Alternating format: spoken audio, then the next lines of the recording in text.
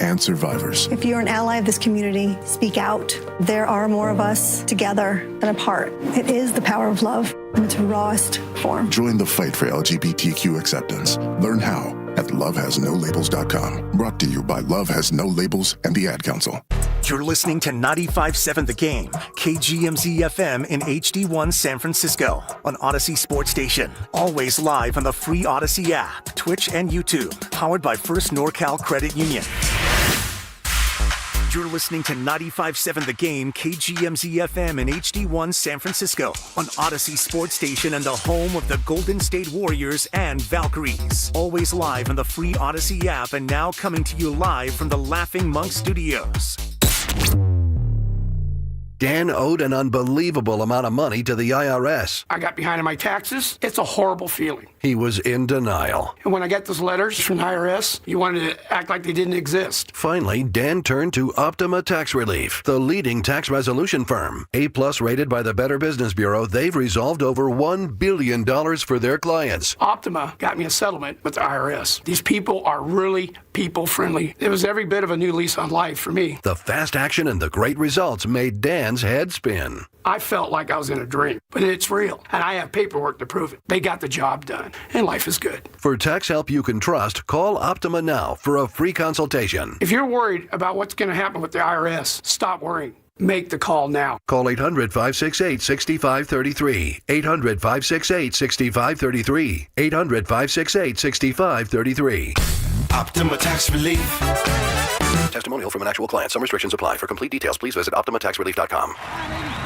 Everyone needs to take care of their mental health, even running back Bijan Robinson. When I'm on the field and feeling the pressure, I usually just take a deep breath. When I'm just breathing and seeing what's in front of me, everything just slows down. It just makes me feel great before I run the play. Just like Bijan, we all need a strong mental game on and off the field.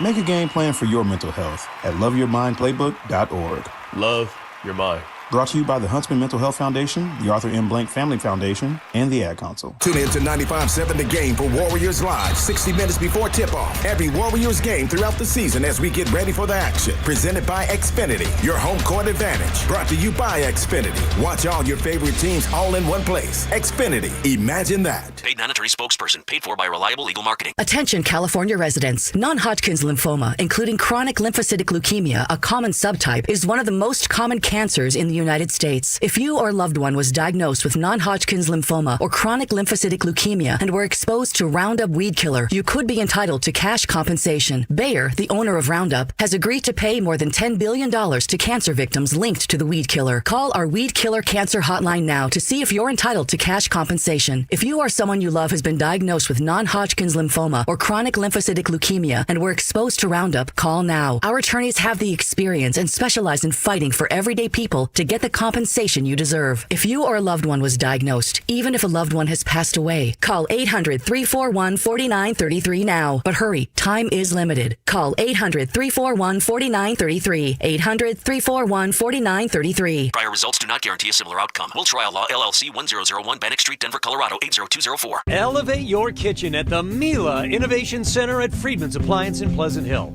Out of your dreams and into your kitchen. Select the qualifying built-in kitchen appliance package that is right for you. With unrivaled technology and luxury-grade quality, when you bring home a Mila, you're bringing home true innovation. Now, for a limited time, save up to 10% with the purchase of a qualifying Mila kitchen package. Visit the Mila Innovation Center at Friedman's Appliance in Pleasant Hill or at friedmansappliance.com. All guests on 95.7 The Game appear on the River Islands guest line. Dub Nation, this is Jimmy Butler, and you never know when I'll be on the River Islands guest line. Dub Nation, this is Steph Curry, and you never know when I'll be on the River Islands guest line. So make sure to keep it locked on 95.7 The Game. River Islands in Lathrop is the best-selling master plan community in all of Northern California, with its lakes, parks, trails, and collection of new home neighborhoods. The good life can be your life. Isn't it time for you to discover the islands? In sports, success is about team effort, and the same is true for your hair. At Great Clips, we save your haircut details in clip notes, so every member of the highly skilled team knows exactly how to create your signature look. And with our easy-to-use app, you can check in from anywhere and get a ready next text when you're up next for a cut. It's the confidence of a great haircut delivered by a team you trust. download our app today. Great Clips. It's gonna be great. It's the RV Mega Show and Sale, January 2nd through 11th at Cordelia RV Center. All 2025 models must go. All reasonable offers considered. Family-owned, top brands, and the best deals of the year. CordeliaRV.com. We do business with a handshake.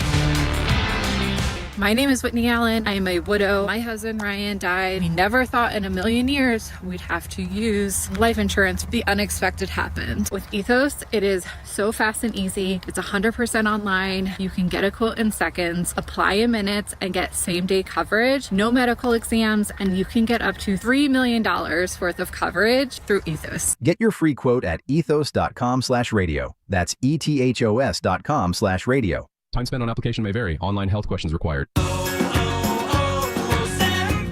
Hi, I'm Chef Franklin Becker. You know the jingle. Now discover the facts about Ozempic, a GLP-1. There's only one FDA-approved Ozempic made by Novo Nordisk. Learn about the real thing. Talk to your healthcare professional today. Call 1-833-OZEMPIC or visit Ozempic.com to view the medication guide and to learn more about Ozempic. Semaglutide injection 0.5, 1, and 2 milligrams.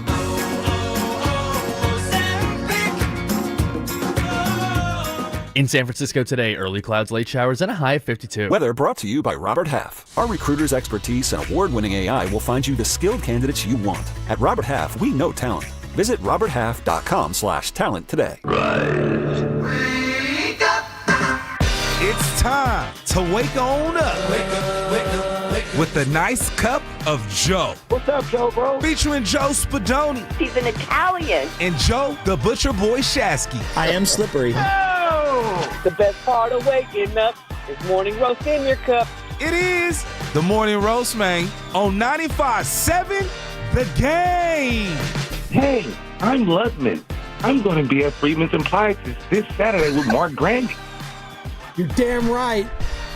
They probably got a good sale going on, Freedman's. Sam Lubman in for Joe Shasky today. I'm Joe Spadoni. Welcome in, ladies and gentlemen, boys and girls. Shout out Carter behind the glass, Stephen Risotto, all you lovely people. If you're working, if you're off work, if you're getting a workout in, if you're just walking around the streets, it's going to be a little rainy for the next 7 days. So please be safe out there on the roadways, walking around.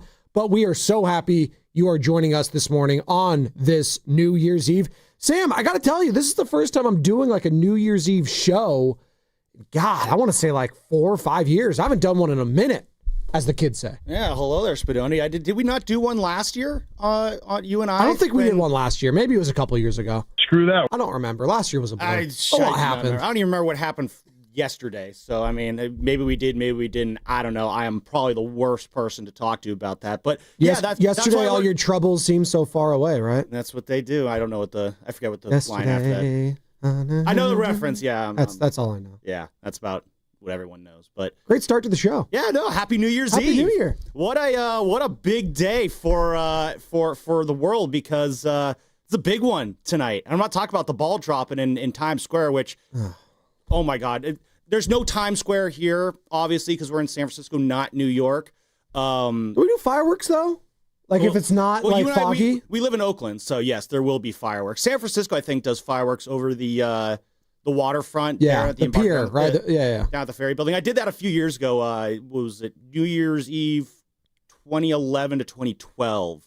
So that's how long ago it was. I hope it storms all night so no one can do fireworks. How about that? I think it's better if it's just fog. Ebenezer Spadoni over here. I hate it. No, I hate it. I don't like fireworks. Are you going to get visited by the 3 ghosts of New Year's Eve? Hey, maybe Burns can call in and talk about a New Year's Eve carol. There you go. Burnsy in Fremont? So you missed when Carter and I were doing the show last week. We played a little like the Christmas carol game. Like, what if Draymond Green got visited by the 3 ghosts of Christmas? I did listen to you guys for a little bit when I was heading over to the grocery store. You guys were doing a hell of a job. You were talking about Jonathan Kuminga, and I got to tell you, after 2 minutes, I had to turn it off. It wasn't because of you guys. Oh, thanks. I can't listen to Jonathan Kuminga on my Christmas Eve. I can't listen to Jonathan Kuminga conversation. Showing us support. Joe Spinner's like, oh, Carter and Sam, I can't stand this. Give me and Shasky. That's real thanks, radio. It wasn't you guys. I know how it is. It was the conversation about Kuminga. Steinmetz over here. Yeah. Anyway, so we were talking about that, and then our friend Burns in Fremont calls in. And is like, this is a stupid analogy. Blah blah blah blah blah. I have to work today. I'm like, dude, I have to work today too.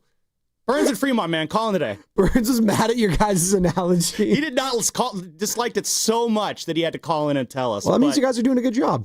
You garnered a reaction. That's what we need. So to wrap up the story, I went down to the waterfront in San Francisco, and it's just such a miserable time.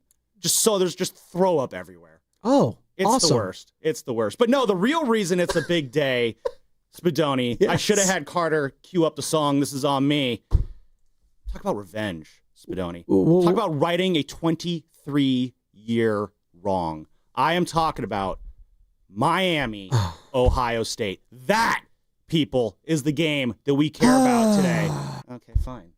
I actually Kick do. the legs out from underneath me I there. do care about the game. Explain to the audience, and we'll get into the 49ers Seahawks this Saturday night, Levi Stadium, primetime. Winner gets the number 1 overall seed. We'll get into the Golden State Warriors, winners of 4 of their last 5. All the comments being made. It's New Year's Eve. We'll do a New Year's recap because that's what you got to do on a New Year's Eve show for sports. New Year's recap, Bay Area, nationally, whatever. Why is this game so important 23 years ago, Ohio State, Miami? So they're playing tonight. To set the scene, 2003 Fiesta Bowl. Miami's going for their 2nd straight national championship. It's a tight game against Ohio State. Jim Tressel's the coach. That was the Maurice Claret year. The sweater vest. It was just a very contrast of styles. You have Miami's high-paced offense. You have Ohio State, very defensive team. Played one of the greatest games you've seen. Game goes to overtime. Miami scores in the first overtime. So now Ohio State needs to score just to keep the game going into a second overtime. You got 4th and goal. Miami has a chance to put this away. The quarterback, I'm spacing on his name, Krenzel. I don't care what his first name is. It's not important. Throws a pass into the end zone. Glenn Sharp gets there for Miami, knocks the ball away. Game over. Miami wins. Yay! 4 seconds go by. Some jerk ref, I'm not even going to say it, Terry Porter was his name. Let's go to his house and egg it. Throws the flag, calls the most nonsensical BS pass interference in the history of college football. Wipes the end of that game away. Miami, they're celebrating. They think they just went back-to-back. Immediately told, nope, game has to keep going. We need Ohio State to win this game. So Ohio State gets the ball at the 1. Obviously, they score. Miami goes back out there. They're in a fog. They're in a daze. They just had a national championship literally ripped away from us. And Ohio State ends up going on to win that game. And the program just hasn't really been the same since, Spadoni. And, I wasn't born into the Miami fandom, obviously, growing up out here. I merely adopted the fandom. I was not molded by it. Thank you. But, when you go to the school, when you become a part of it, we like to say it's a Canes thing. You just would not understand. This is a true Canes thing in where once you become part of that lifestyle, you learn the pain of that moment. Right. And here we are 23 years later. Now, of course, Miami and Ohio State, they have played before today. There was a home and home in 2010 and 2011. Actually, the 2011 game was in Miami. That was my first ever game that I attended as a student of the University of Miami. Oh, interesting. Yeah, no, I painted myself up and everything. It was a great time. Really? And we called it the ineligible because Ohio State was coming off of their tattoo scandal and Miami was coming off of their Nevin Shapiro scandal. So you had 2 teams that weren't going to be bowl eligible that year. I hope all you had to do was put green all over you and then you let your red hair do the talking because then you'd be perfect. Green, yes, and then I did the U. So I was half of the U, and then one of my friends was the other half of the U. And so, we had a good time with it. And, of course, Miami won. Lamar Miller went crazy. But it didn't matter because it was 2 teams that eventually went 6-6. But Urban Meyer didn't get to Ohio State until 2012, so that was not an Urban year. That was whoever was it, Luke Fickell or whatever. It was between Tressel and because Tressel got, obviously, the scandal, whatever, which is dumb. The tattoo gate. He got tattooed out of there. Thank you. Terrell Pryor. Exactly. Oh, Terrell Pryor, man. That's speaking of a guy that actually had a good career transitioning from quarterback to wide receiver, Terrell Pryor is one of the few cases where it actually worked out. He was a lot better than I think a lot of people would want to give him credit for. But anyway, all these years later, here we are, a chance in the Cotton Bowl. It's not for a national championship, but this would probably be the biggest win that Miami has had since they won the national championship in 2001. So that's a pretty big game. Yes. We'll be up for it because it's going to be the only. It's going to be the only game on that's of significance at that time. Can't wait. Is there NBA regular season games I should care about tonight? No, there is one at 10:00 today. Well, tonight I know we have. Tonight. I know we have Hornets Warriors right here on 95.7 The Game. Sam, we get to do Warriors Live starting at 9:00. Wow, we get to end our show early for the Warriors? We do. So this is what it's like to be Willard and Dibs. Absolutely. And then after the game, do we have Warriors wrap up after the game? Is someone coming in to do that? Who is it, Steven Risotto? Do we know? Might be Steven Risotto. Yeah, it's Mark Grandy. He'll be doing an extended Warriors live, and he'll just be kind of doing some other stuff in the afternoon, too. Oh, cool. Some 49ers talk maybe a little bit. Nice. The Grandy man. Getting it with Grandy. Yeah, absolutely. He's going to get you fired up for some New Year's Eve action. And when I think New Year's Eve action, I think Mark Grandy. That's right. Runner-up in the 95-7 The Game Fantasy League, by the way. You hate to see it. Sorry, Mark. I finished 6th. I lost to Gibbs in the 5th place game. I got 3rd place. Carter right there behind the glass. Went back-to-back. Won it again. Congratulations to you. Yeah. I do want my $100 back because for 3rd place, I do get my money back. Lucas is I didn't know that was a Lucas thing. was hounding me all season for it. I pay it to him. Now I'm going to hound him for it back. I'm not sure we're getting it. Oh, great. That's nice. You know what we're going to get Saturday night at Levi Stadium, Sam? What do we get on Saturday night? I think we're going to get an all-time classic game. Ooh, I hope it doesn't rain. I actually do hope it rains. I hope it gets a little sloppy. I want some action. You like it sloppy? And I know. Yeah, I'm the guy that says I like the dome. I'm the guy that says, Is Joe Spadoni reversing course on What's weather going games? on here, Sam?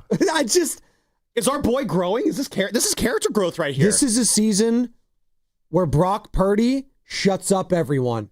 And the last thing he needs to do to shut up everyone is perform well when it's a little wet.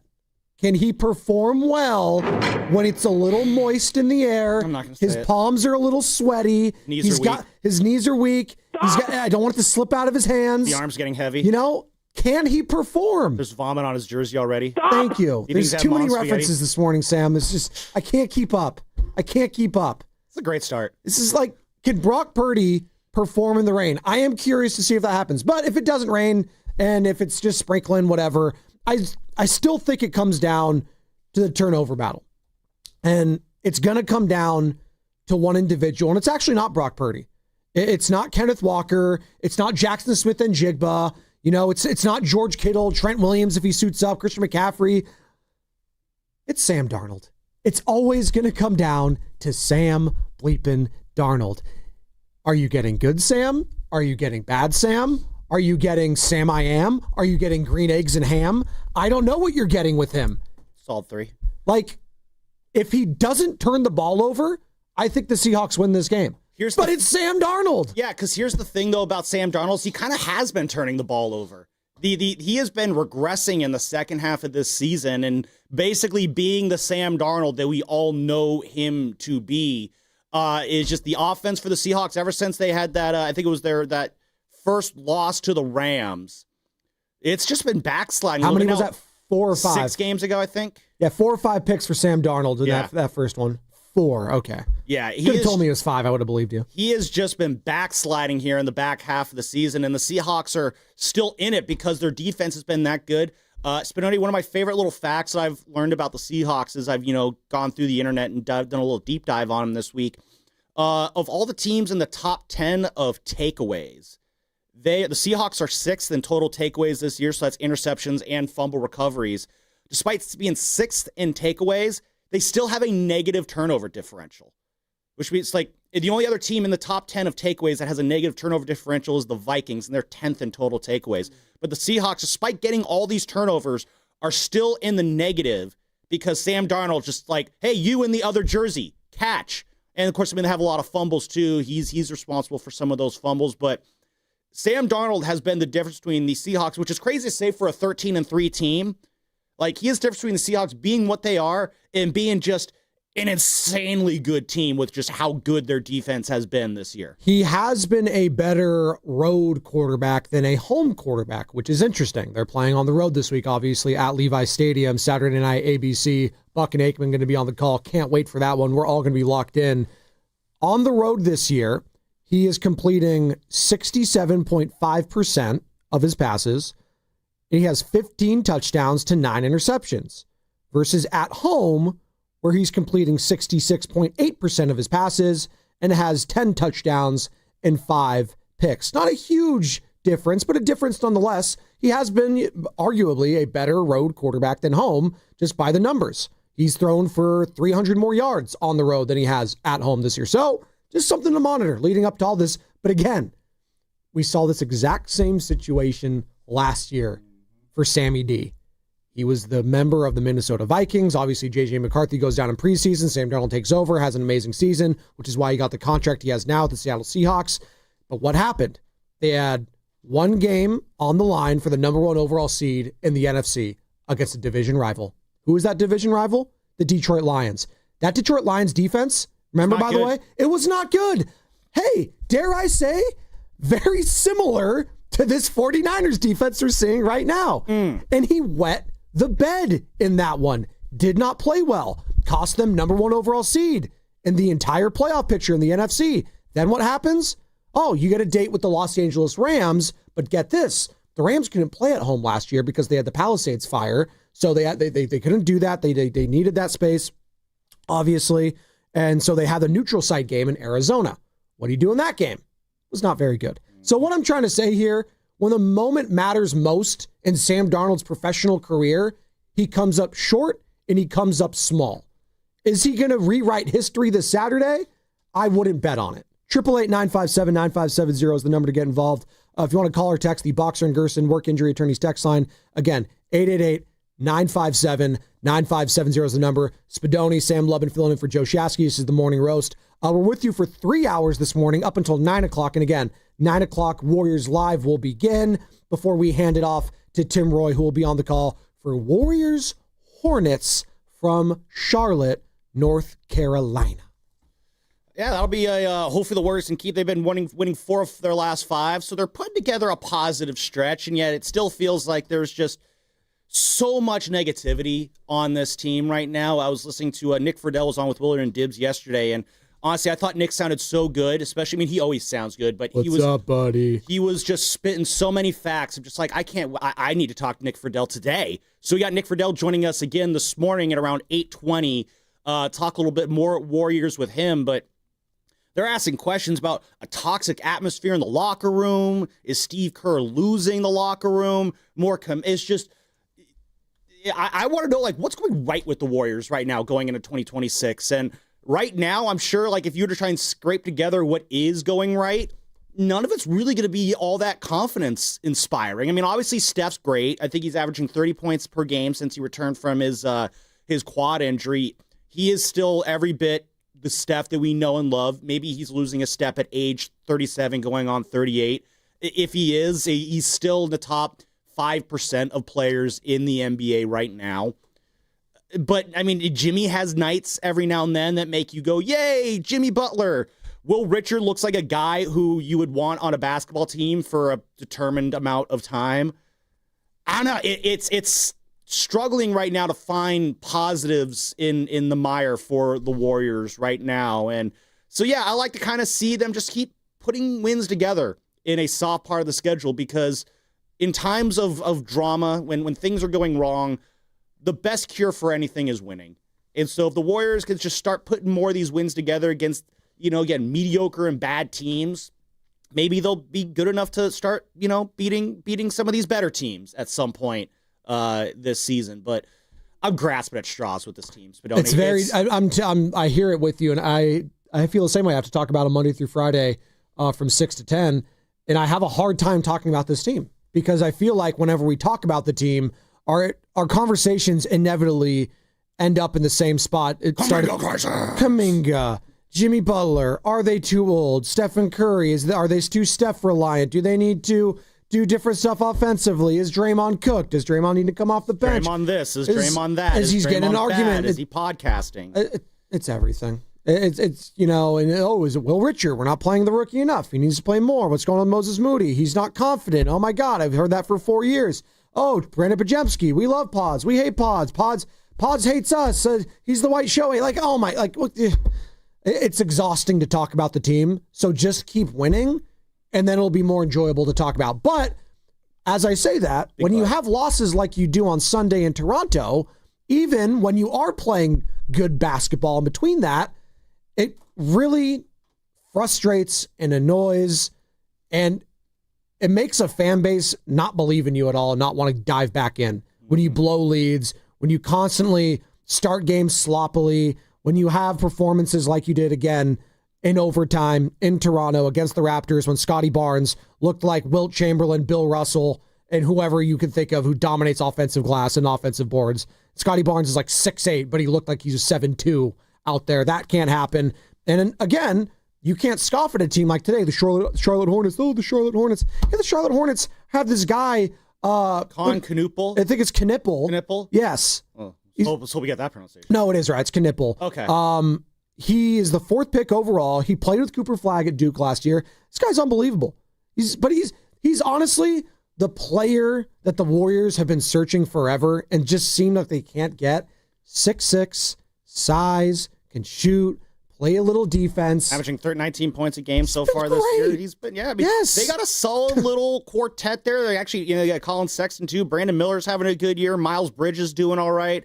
And then, of course, whenever you play the Hornets, obviously you got to deal with LaMelo Ball. And whenever LaMelo Ball's on the court, I don't know about you, Spadoni, but I always go back to that 2020 draft of Wiseman or LaMelo, who do you get? And, it's not really worth, banging your head against the wall over now, but it's something that always pops up. I know we're up against it right here, but when I talk about this Warriors team right now, it feels like I'm talking about the Farhan Giants sometimes.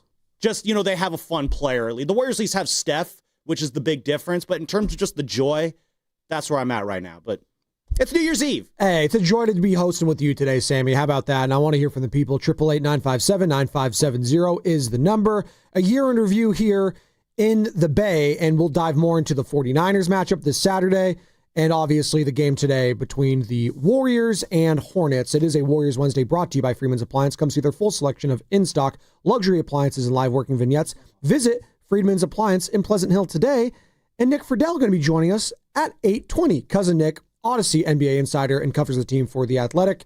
That team being the Warriors, that is. And this segment was brought to you by Surfside. The Golden State Warriors are back. Cheer on the Warriors with an ice-cold Surfside. Only 100 calories, 2 grams of sugar, and 0 bubbles. So it's easy to sip and enjoy. It's not a seltzer. It's Surfside. Proud partner of the Golden State Warriors. Must be 21. Please drink responsibly, Carter.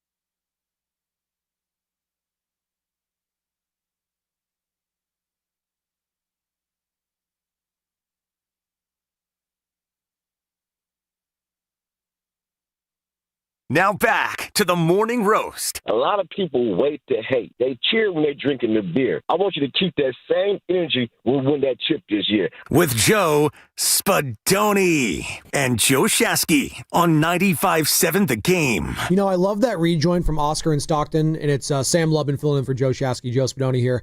Happy New Year's Eve, everyone. I love that rejoin from Oscar because eventually it's going to be, right? He's like, hey, we're going to win the chip this year. Might not be last year, might not be this year. He didn't specify which team. Eventually, he didn't. Although during that call, I believe it was about last year's Golden State Warriors. But that's neither here nor there. I like that energy. All right? A lot of people wait to hate. All right? They cheer when they're drinking the beer. I love that. That's called bars right there, people. 888-957-9570. And bars are going to be packed tonight. Please be safe. It's supposed to be raining a lot here the next 7 days. Don't do anything stupid. Call that Uber. Call that Waymo. Call whatever you like. But just stay home. Or stay home. Going out on New Year's Eve is so overrated. I was, every year they always do the interviews of people who go into Times Square in New York for New Year's Eve and celebrate and stuff like that. Who is it? Ryan Seacrest. Dick Clark's Ryan Seacrest rocking New Year's Eve with I think maybe Steve Harvey and Anderson Cooper and who's my other guy? That's Bravo. Andy Cohen. Andy Cohen. Yeah, they're up there doing all their little shenanigans, and it just looks like the most miserable experience. Then you hear so I saw this interview when I was doom scrolling on Instagram this morning. They're talking to this guy who, he's the first person who got into Times Square this year because you got people who wait behind the barricades. They let it open. Everyone goes rushing in. And you got to get there early, and once you're there, you can't leave. It's like a Cowboys game, the standing room only, where they have those like every Sunday where they're just rushing in. But yeah, but you Black Friday. But at least like you're that's a good comp actually. But at least like those Cowboy games, you can like leave your seat and go to the bathroom. Oh, you can't do that if you're in Times Square. So like they're interviewing these people like, oh yeah, we're all wearing diapers. I'm wearing a pee pad, so I'm gonna be set. And you're gonna be standing there for 24 plus hours, where it's like 30 degrees out in New York, surrounded by a bunch of people you're going to slowly grow to absolutely despise. Oh, and also you're going to be warming yourself by peeing yourself like all day long. Like that your phone's going to run out of battery 3 hours in, and they're just going to be standing there with no phone and wet pants, miserable and cold. Why does anyone put themselves through that just to see a giant shiny ball descend from a pole on top of a building? And then what? You slowly file out and go home and contemplate all the awful decisions you made in your life? I think it's because you just want to say you did it once. That's probably why. If someone came up to me and said, oh, man, I did New Year's at Times Square. It's pretty cool. I would look at them in the eyes and be like, yeah, you wasted 30 hours of your life. Congratulations. From someone that stood out for maybe like 25 minutes at the Macy's Thanksgiving Day Parade circa like 2005, it's all very overrated. It was like raining that day, too. I would do the parade because like I feel like you can come and go from that. But like you're just sequestered in one little spot in that city. That's why like again I did the whole waterfront thing in San Francisco. It was absolutely miserable. I would never ever do it again. If you're one of those people who wants to go out and be in public, like God bless you for being one of those people. I think you might be crazy. So that's not the place to be at for Sam Lubman. The place to be at this week though, other than Miami and Ohio State. I know you wish you could be there. World. Speaking of standing room only seats. Saturday night is the place to be at Levi Stadium. I'll be there. I mean, you're going to be there. Carter, Shasky. Carter's going to be in the executive suite, I heard. I got the kids, so I'll be on my couch watching it. And we'll see if Dad's allowed to have it on the big screen or does he have to watch it on his phone because, Bluey, man. You got to put up K-pop Demon Hunters or Bluey or Peppa Pig. Oh, God. It'd be nice if they had one of those like Disneyfication versions of the game where you can see all the cartoon characters playing the game instead. Even then, they don't really care that much when it's like the Monsters, Inc. game or Toy Story. It only lasts so long. But that's the game of the week. It's not Steelers-Ravens, which is going to be the Sunday Night Football game. It's damn sure not Panthers-Bucks in the early window of that day. No. This is the game of the week. Seahawks Niners. And we've been down this road before, Sam, have we not? When it came to getting that number 1 overall seed and winning up in Seattle as opposed to season. Dre Greenlaw. I mean, one of the plays. Well, the greatest plays in Niners history. In the regular season, yes. Yes. Well, absolutely. Yeah. This is, and I saw Matt Mayoko say this yesterday, and I agree with him, covers the team for NBC Sports Bay Area. This is the most important regular season game in Levi Stadium history. It is. Yes. I don't even think it's close. No, I don't think there's ever been a regular season game this late in the year. Obviously, it's the last game of the year, so it's as late as it can be. But in the Niners' time at Levi Stadium, obviously, the 2019 game being up there and at the Clink CenturyLink Field or whatever the heck they're calling it right now, Loser Field, I think. Lumen, I believe. Lumen Field, close enough. Loser Field, it's pretty good. But yeah, 2022, I mean, they glided into the playoffs that year. Not a whole lot of high stakes at the end of that season. 23, again, pretty smooth sailing. Obviously, they had Sam Darnold start that last game that meant nothing, and they still got the 1 seed. Yeah, there's never been stakes this high, but here's the thing, Spadoni, and Levi Stadium when times are bad, and you know times are bad with the Niners when these things start to happen, is when everyone starts taking shots at Levi's for being an awful stadium. And yeah, overall, it's a pretty bland stadium. There's nothing really special about it. I think that stadium belongs to Taylor Swift as much as it does the Niners in terms of just how they fill that place out. Doesn't have a lot of character. It doesn't, no. It's very generic. It's a Safeway brand stadium. I like Safeway, though. Yeah, no, Safeway's good. Safeway's got good stuff, but there's just the Safeway brand products. Gotta have the app. They got good deals on the app. Oh, they really do, yeah. Rack up those points. But one thing Levi's does do is when the games are big, when the atmosphere calls for, or when the game calls for that big atmosphere, Niner fans show out in big Levi games. I'll never forget watching that was the NFC title game against the Packers in 2019 when they just ran roughshod over them. Raheem Mostert ran for 507 billion yards. Jimmy threw the ball 3 times or something ridiculous like that. Those aren't the actual stats. But I just remember watching the game and the atmosphere that Levi's had in that game. And I just remember thinking all those doubts about whether Niner fans would bring it to Levi's, gone. Like, I was never at a playoff game at Candlestick, so I can't say it's the exact same. And I'm sure Joe Shasky's bolting out of bed in a cold sweat when I say this, but it looked like it could have been on par with what those atmospheres could have been during the Candlestick days. No, Sam, you got to understand. You weren't alive for this. I was. I wasn't. That was my Joe Shasky. I don't want to stop short of saying it's the exact same, but no, they bring the energy that I think a lot of people were concerned would not be brought for those games. So I expect Levi's to be absolutely rocking on Saturday night. I expect a very hostile environment for Sam Darnold to come in and be scared, and he's going to be seeing ghosts, and he's going to be throwing hopefully at least one pick. Is Diamador Lenore, is he going to be shadowing JSN on Saturday night? I think Kyle Shanahan talked about that a little bit in practice yesterday. Yeah, we also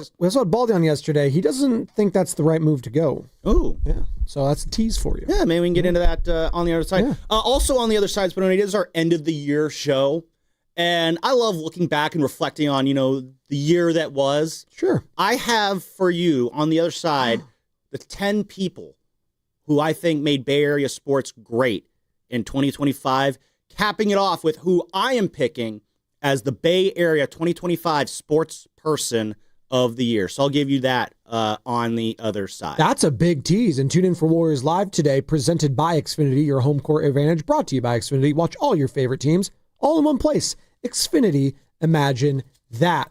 All right, and imagine this. It's the biggest game of the year on Saturday, and you know the place to be, to watch and hang out. It's going to be at Lorenzo Neal and Evan Giddings at Laughing Monk Brewing, right down the street from the stadium. That's right, Laughing Monk Brewing, right in Sunnyvale, right near Levi Stadium. And of course, if you're going to the game, there is a free shuttle back and forth. All you have to do is sign up at 957thegame.com. Better do it quick because seats on the shuttle are going quick. That's 957thegame.com. And that's what's coming up, brought to you by Ferron Bank, which is here for you and here for good.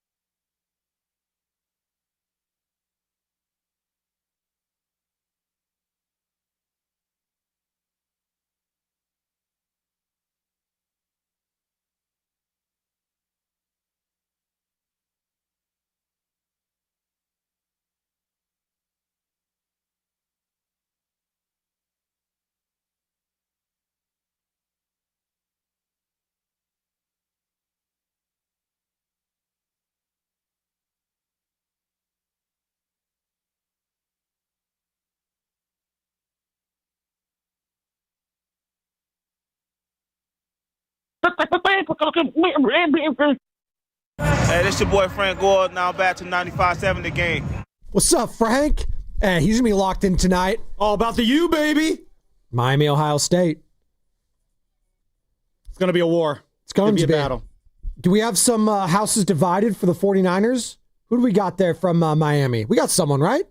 Someone. Not from like the actual like city, but from like the college. Is there anyone from the 49ers that went to Miami? I don't believe no. There are no Canes. Ohio State, maybe? No? Let's see. I got the college roster here for the Niners. Do you really? Well, we got Renardo Green and Tatum Bethune, obviously Florida State. We don't really care about that. That's rivals. Let's see. We have Austin Pleasance, who went to Ohio, not Ohio State. No Ohio State. Oh, wait. We got one. Luke Farrell. Gotta pay Luke Farrell. Luke Farrell. That is such an Ohio State name.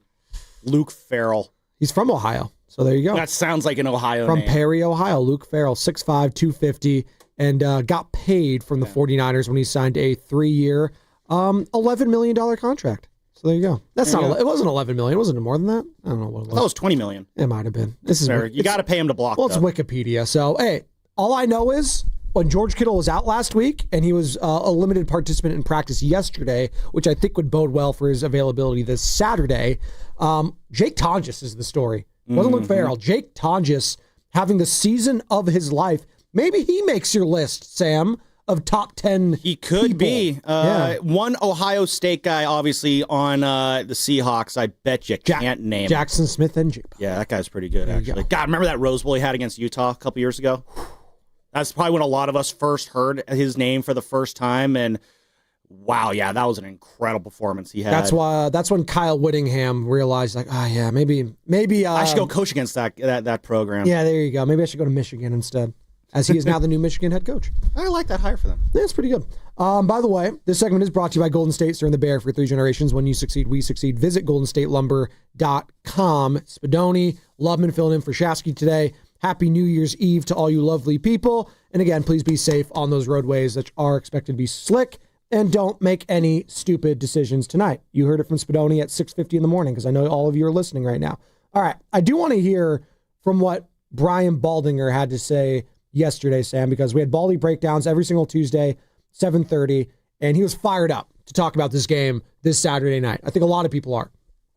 We had Bonte in at 8 o'clock as well. And if you missed any of those interviews yesterday, find them on the free Odyssey app or on YouTube, where we are streaming currently. You can see Sam's lovely Ed Reed jersey, that lovely mane. He is looking fresh to death. All right, Brian Baldinger, what would be a bigger loss potentially if either of these guys can't go this Saturday, because neither of them basically played this past Sunday, that being Trent Williams or George Kittle?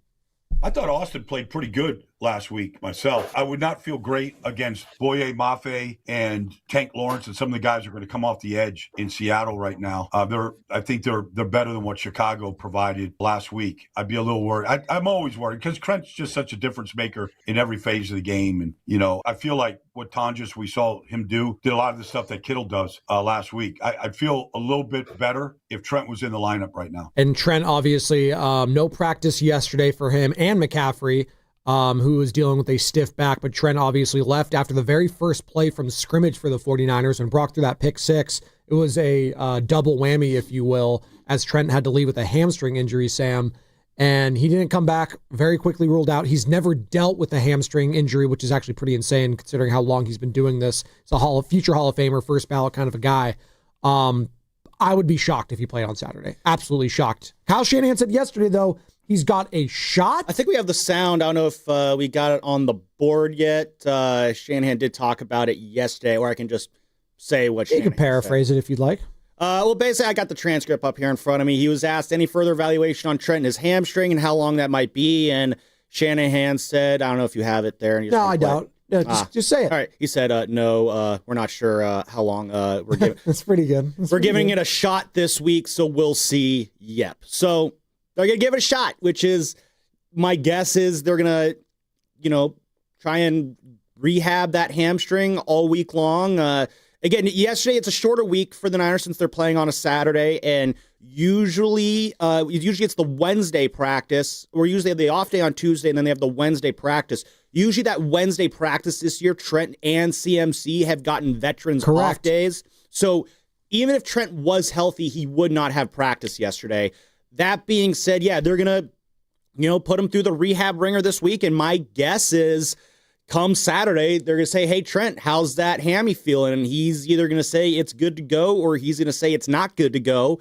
That's a big stretch I'm making on that prediction right there. And so it might come down to a game time decision potentially here. But, giving it a shot for this week does not sound very encouraging. I'm just going to say right now, I'm not playing Trent Williams this Saturday. I'm not. Well, the way Austin Pleasance played? Yeah, no, I agree with Baldy. And the fact that Austin Pleasance played that well, I do think speaks to when he did get those first team reps all season long with those scheduled days off of practice, because that's when he filled in for Trent Williams. Trent has all these vet days. Austin Pleasance gets all those first team reps, Sam, and those are invaluable for a player like that. Yes. That's a second string, third string type of guy that, hey, you're all of a sudden thrust into action on the biggest game of the season for you thus far. They didn't skip a beat. Maybe he had one bad play where, who was it? Was it Booker who ended up getting got around him, got the big sack that's going to happen. Booker had a good game overall. He also had some sloppy plays, but he's a good player on that defensive front. How I decide that Austin Pleasance had a good game? It's, they say the best ref in sports, or the best umpire in sports is the one whose name you don't know because you're not thinking about him, because they're not doing anything to make you think about him.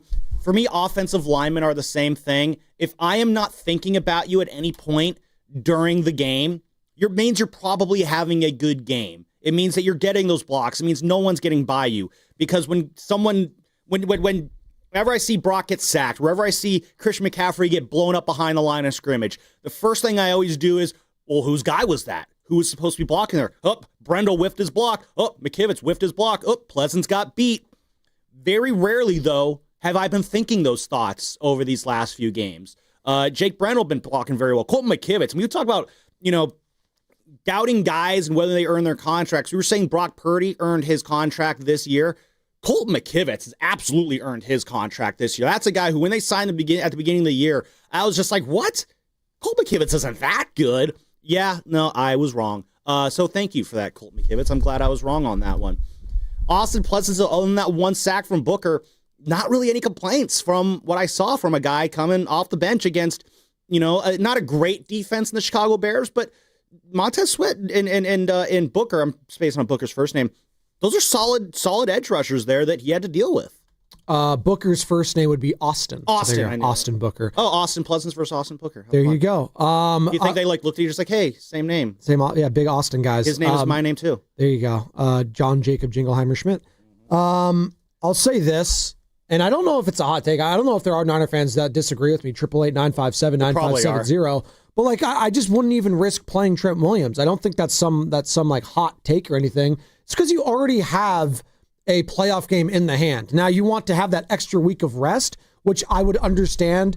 And this is why this makes this game so massive, because if he does have a long-term, at least a couple week long hamstring injury, this would afford you those 3 weeks, Sam, because you would have missed this week, Trent Williams. If you get that number 1 overall seed, you get the bye. So that's 2 more weeks on top of that, basically off. That's what you need for a guy that's 37 years old. I'm not risking playing that man this Saturday, because if he does play and you lose the game and he re-aggravates it, and you lose him for the playoffs, then you're screwed. Yes. And you're also going to have to go to Philly for that one potentially. too. Yeah, potentially. Or Chicago again. Yeah. If depending on how the seeding Sam, works out. Even the freaking Carolina Panthers, they were kind of kicking your ass in that first half. I think we're all kind of forgetting it defensively, anyways, against Brock. But yeah, I mean, that was Brock's, again, one bad half that he's had since coming back. I'm not as worried about Brock Purdy right now, but the Trent Williams thing, first, I do disagree with you in a sense in the playoff game and in the hand. Yes, they do. But at the end of the day, when you have a situation when you can grab that 1 seed, you kind of have to look at that as a kind of a do or die situation. When you're looking at, potentially having the week off, 2 home games before the Super Bowl, regardless of where that Super Bowl is being played at, the importance of seizing that opportunity, I think, is very, very high. And so I don't think you can just treat this game as, well, if we win, we still got a playoff game, because you're leaving opportunities on the table in that situation. That said, yeah, I do think you are in a situation right now where don't risk it with Trent. I think, and we saw this again on Sunday, you can figure out a way to win this football game without Trent Williams. Part of it is, yes, the play of Austin Pleasance has you feeling very, very confident. He'll be going against better ends this week in Byron Murphy and Leonard Williams. But at the same time, this is where you look at what Kyle Shanahan is doing with this offense right now and how good he's been he was last week at mitigating the loss of Trent Williams. The other Kyle I'm looking at, though, is Kyle Juszczyk. And, the fullback is not the sexiest position because the most important thing they have to do is block. The Kyle Juszczyk lead blocks the last few weeks have been just absolutely perfect. And my guess, again, Kyle loves running those stretch run plays to the left side behind Trent because, Trent is Trent. I think they're still going to go with that because they trust Austin Pleasance. You'll probably see Kyle Juszczyk leading CMC a lot more because he's been really executing those blocks very well. Yeah, rest Trent Williams because the Niners have shown they can figure out a way to stay in the game, potentially win the game if Trent's not playing, and also hopefully Kittle plays too. Well, and then another guy I mentioned is Christian McCaffrey, who towards the end of that game against the Bears, you saw him on the sideline. The guy was gassed. I mean, he's easily has the most touches in the NFL, more so like 60 or 70 more than the next closest person, who I think was James Cook. We looked into it, something like that. Like, he just has been unbelievable. I know Shasky's passionate about him being a part of the MVP conversation. And it's turned into a quarterback award. It is what it is. But absolutely, he is in the conversation for Offensive Player of the Year. He's the second favorite right now. Jackson Smith and Jigba, who's going to be on the other side on Saturday, is the current favorite, according to DraftKings. And then he's the massive favorite, CMC is, for the Comeback Player of the Year award. He's going to get that. That is locked up. He's going to beat out Phillip Rivers? It's not even close. That was a fun little storyline for a couple weeks. I'm not going to lie. 5 years out of the league, coming off the couch, grandpa, looking a little doughy on the sides. I didn't hate how Phillip Rivers played. You know what's funny though? All things considered. Shasky, I'm gonna. If you're listening, you're gonna like this. He shouldn't be listening. He should be tucked in sleep right now. Well, it's hard when you have a kid and you have this shift, Sam. Like, your body tells you to wake up at 6 o'clock. Oh no, absolutely. No matter what, it happens. That's why I just go back to bed afterwards. I know. I wish I could.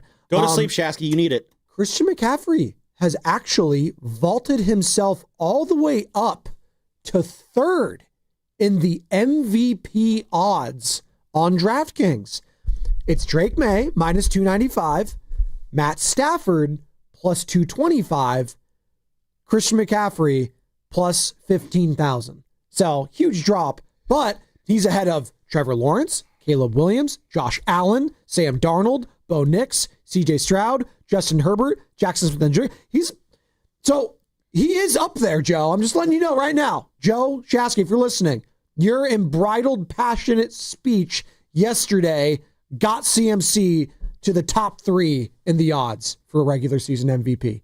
Yay! We're back. I have a hard time really buying into the Drake May MVP talk. I mean, he's had a great year. Yeah, I'm looking at the numbers now. He's 4th in passing yards. Got one of the better ratings in the league. He's had a very good year leading a very, very good Patriots team. 30 touchdowns, 8 interceptions. But, I mean, I feel like if you're the MVP, you have, at some point, there's a moment or a game you have during the year where it's just like, wow, that guy. I don't know. Maybe it's just because the Patriots weren't expected to be great this year, so they weren't on a lot of primetime games. I feel like Drake May has just very silently put up a lot of good numbers here against, let's be honest, a pretty soft schedule that the Patriots have had. And I'm not knocking the season he's had. He's had a great year. He's been one of the better players in the league this year. But I just stopped short of saying that he's been the MVP this year because I think any quarterback could have had a great year going against the schedule he had this year. And again, they have a lot of good talent on that defense. They're a very well-coached team. I feel like I could put a lot of other quarterbacks around on that same team and have a similar or even better season. Again, not trying to knock Drake May here. I'm not buying into him being the MVP. I'm not really buying that. I would give it to McCaffrey more because if you put just another running back on this team instead of McCaffrey, you get the 2024 Niners, not the 2025 Niners, where, I don't know, again, a similar quarterback or a slightly lesser quarterback than Drake May, I still think you get a similar season out of the Patriots. Wow, Sam coming in hot on Drake May MVP talk. I'm actually kind of shocked by that. I love the take. You're listening to 95.7 The Game, KGMZ FM and HD1 San Francisco on Odyssey Sports Station, in the home of the Golden State Warriors and Valkyries, always live on the Free Odyssey app and coming to you live from the Laughing Monk Studios. And as you know, Sam, it's a Warriors Wednesday brought to you by Freeman's Appliance. Come see their full selection of in-stock luxury appliances in live working vignettes. Visit Freeman's Appliance in Pleasant Hill today. And we're going to be visiting Chris in San Jose. What's up, Chrissy? You're on the roast. Hey, what's going on, guys? Happy early New Year. Chris, how's your leg what's doing? Happening? Hey, it's getting better every day, man. Awesome. And I appreciate you always asking me that. There you so go. I'm not quite jumping through the roof yet. I'm not quite dunking again already. I may never dunk again. Yeah. But, it's feeling better every day, even with the cold weather. So I can't complain. Glad to hear that. I will, however, say, before I called in, you guys were talking about Drake May. That's blasphemy. They're not 12-4 without Drake May. Come on, kid. He may not be, to me, he may not be the MVP, but the guy's. He's I know. Maybe I could have worded quarterbacks that better. Again, he has had a great year. Stand on it. No, he's had a great year. I just don't think it's been quite MVP caliber yet. I want you to hate Drake May. That's what I want, Sammy. Drake Mongreen. And I feel you. I agree with you. You got to have that standout moment. Stats are kind of funny. You look at a guy like Caleb Williams. He's got, 30 touchdowns, 7 interceptions. Yeah. He also has like a 58% completion percentage, right? And most of them are fourth quarter comebacks. They also kind of have a relatively weak schedule. So I don't know. I mean, Stafford's kind of throwing his way out of it, but I do think he's been the MVP for a large part of the year. And, you got a guy like Christian McCaffrey, and then, I think he should be in conversations, but third's not bad for him. Since Purdy's been back, he's been one of the better quarterbacks in the league. So it's kind of hard when people look at it. You got this stacked team and blah, blah, blah. It's hard for one guy to kind of rise above the rest. But I do think McCaffrey could win that Offensive Player of the Year again. But, yeah, moving on to the Seahawks and kind of building off what you were saying, Shasky, I would sit both Trent and Kittle. Just get right. I mean, it's the AFC and the NFC are more wide open than ever, it seems like. So get your guys right, whether you have that bye or not. And even if they don't play with how these other guys performed last week and throughout the year, in Tonjes, they're going to have a chance to win this game. So I would sit them both. Don't risk it. Go into the postseason as absolutely healthy as you can possibly be, and let the cards or chips fall where they may, whatever that saying is. And, Lenore, I love Lenore. I love his confidence. I think maybe in his head he thinks he's a shutdown corner. From my perspective, he's nowhere near that. And, last week they kind of mentioned on the broadcast how they weren't going his way. Well, they weren't throwing his way because the other 5 guys in the DBs and the nickelbacks, all that, they're awful. You get no pass rush, and they're terrible. They are, you know what I mean? Chase Lucas, I know he doesn't play much. He doesn't look like he belongs on an NFL field anymore, just from the few plays we saw out of him. So, love Lenore's confidence, but if he thinks, I agree with Baldy. If he thinks he's going to line up 1v1 where JSN without any help over the top or, without guys chipping JSN, he's going to get torched. That's just my gut feeling. Seattle has a better defense than the Bears and all these teams we playing. So I've been telling my buddies this.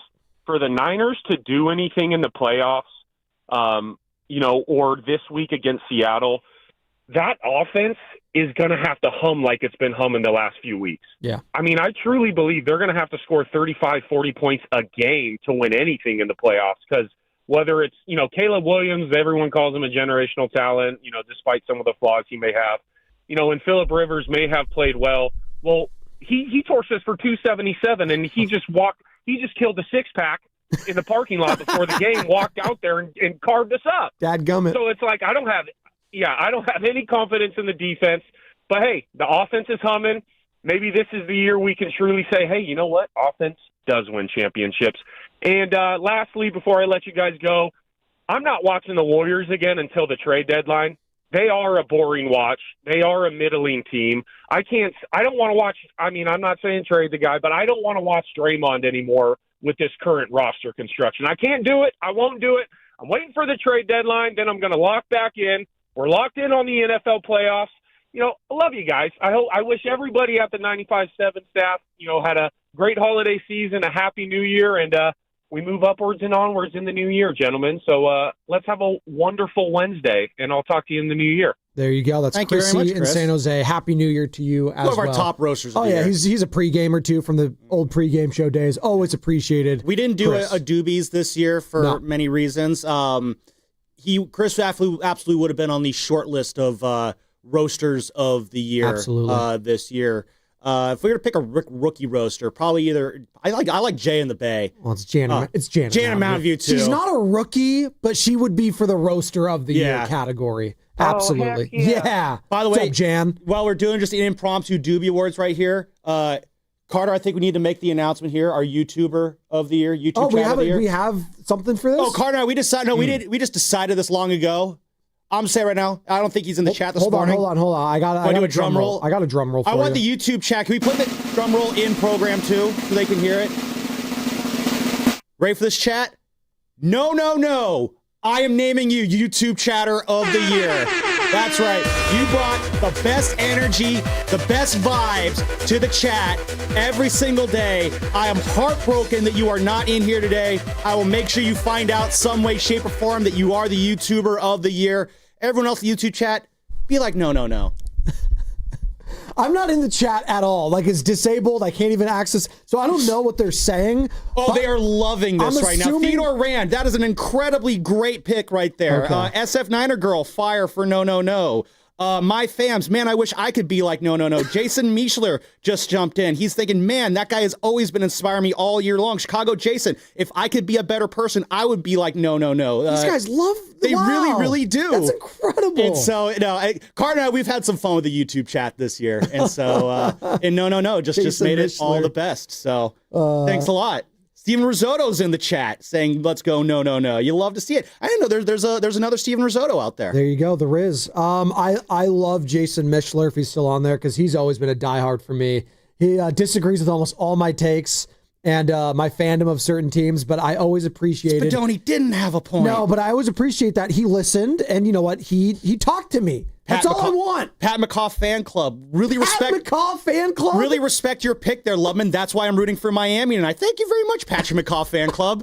Is that actually Patrick McCaw? Is that what he's up to these days? That might be That's Pat. 3-time champ Patrick McCaw right there. Yeah, that's definitely him. Wow. Actually, he's still I think he plays. Yeah, he's on the Raptors G League team, Patrick McCaw. Wow, I didn't know he was actually still in the league. That's Look impressive. At him. Good Did you guys know that Victor Oladipo is on the Bucks G League team? Hey, I respect that. I kinda do too. He's trying to still play. Like that's someone. Would you take either of those two over pick a guy on the Warriors right now? Victor Oladipo over Pods. LJ Cryer? It's someone that's maybe the guy. No, seriously, we're talking about like G Leaguers, because I'd rather have Will Richard over Victor Oladipo. They do need to get older, so yeah, right. And the guys with a lot of injury history, you might as well just toss it in there. Would you rather have Pat McCaw right now or Seth Curry? Well, they're both not. Would you rather have Oladipo or Buddy Hield?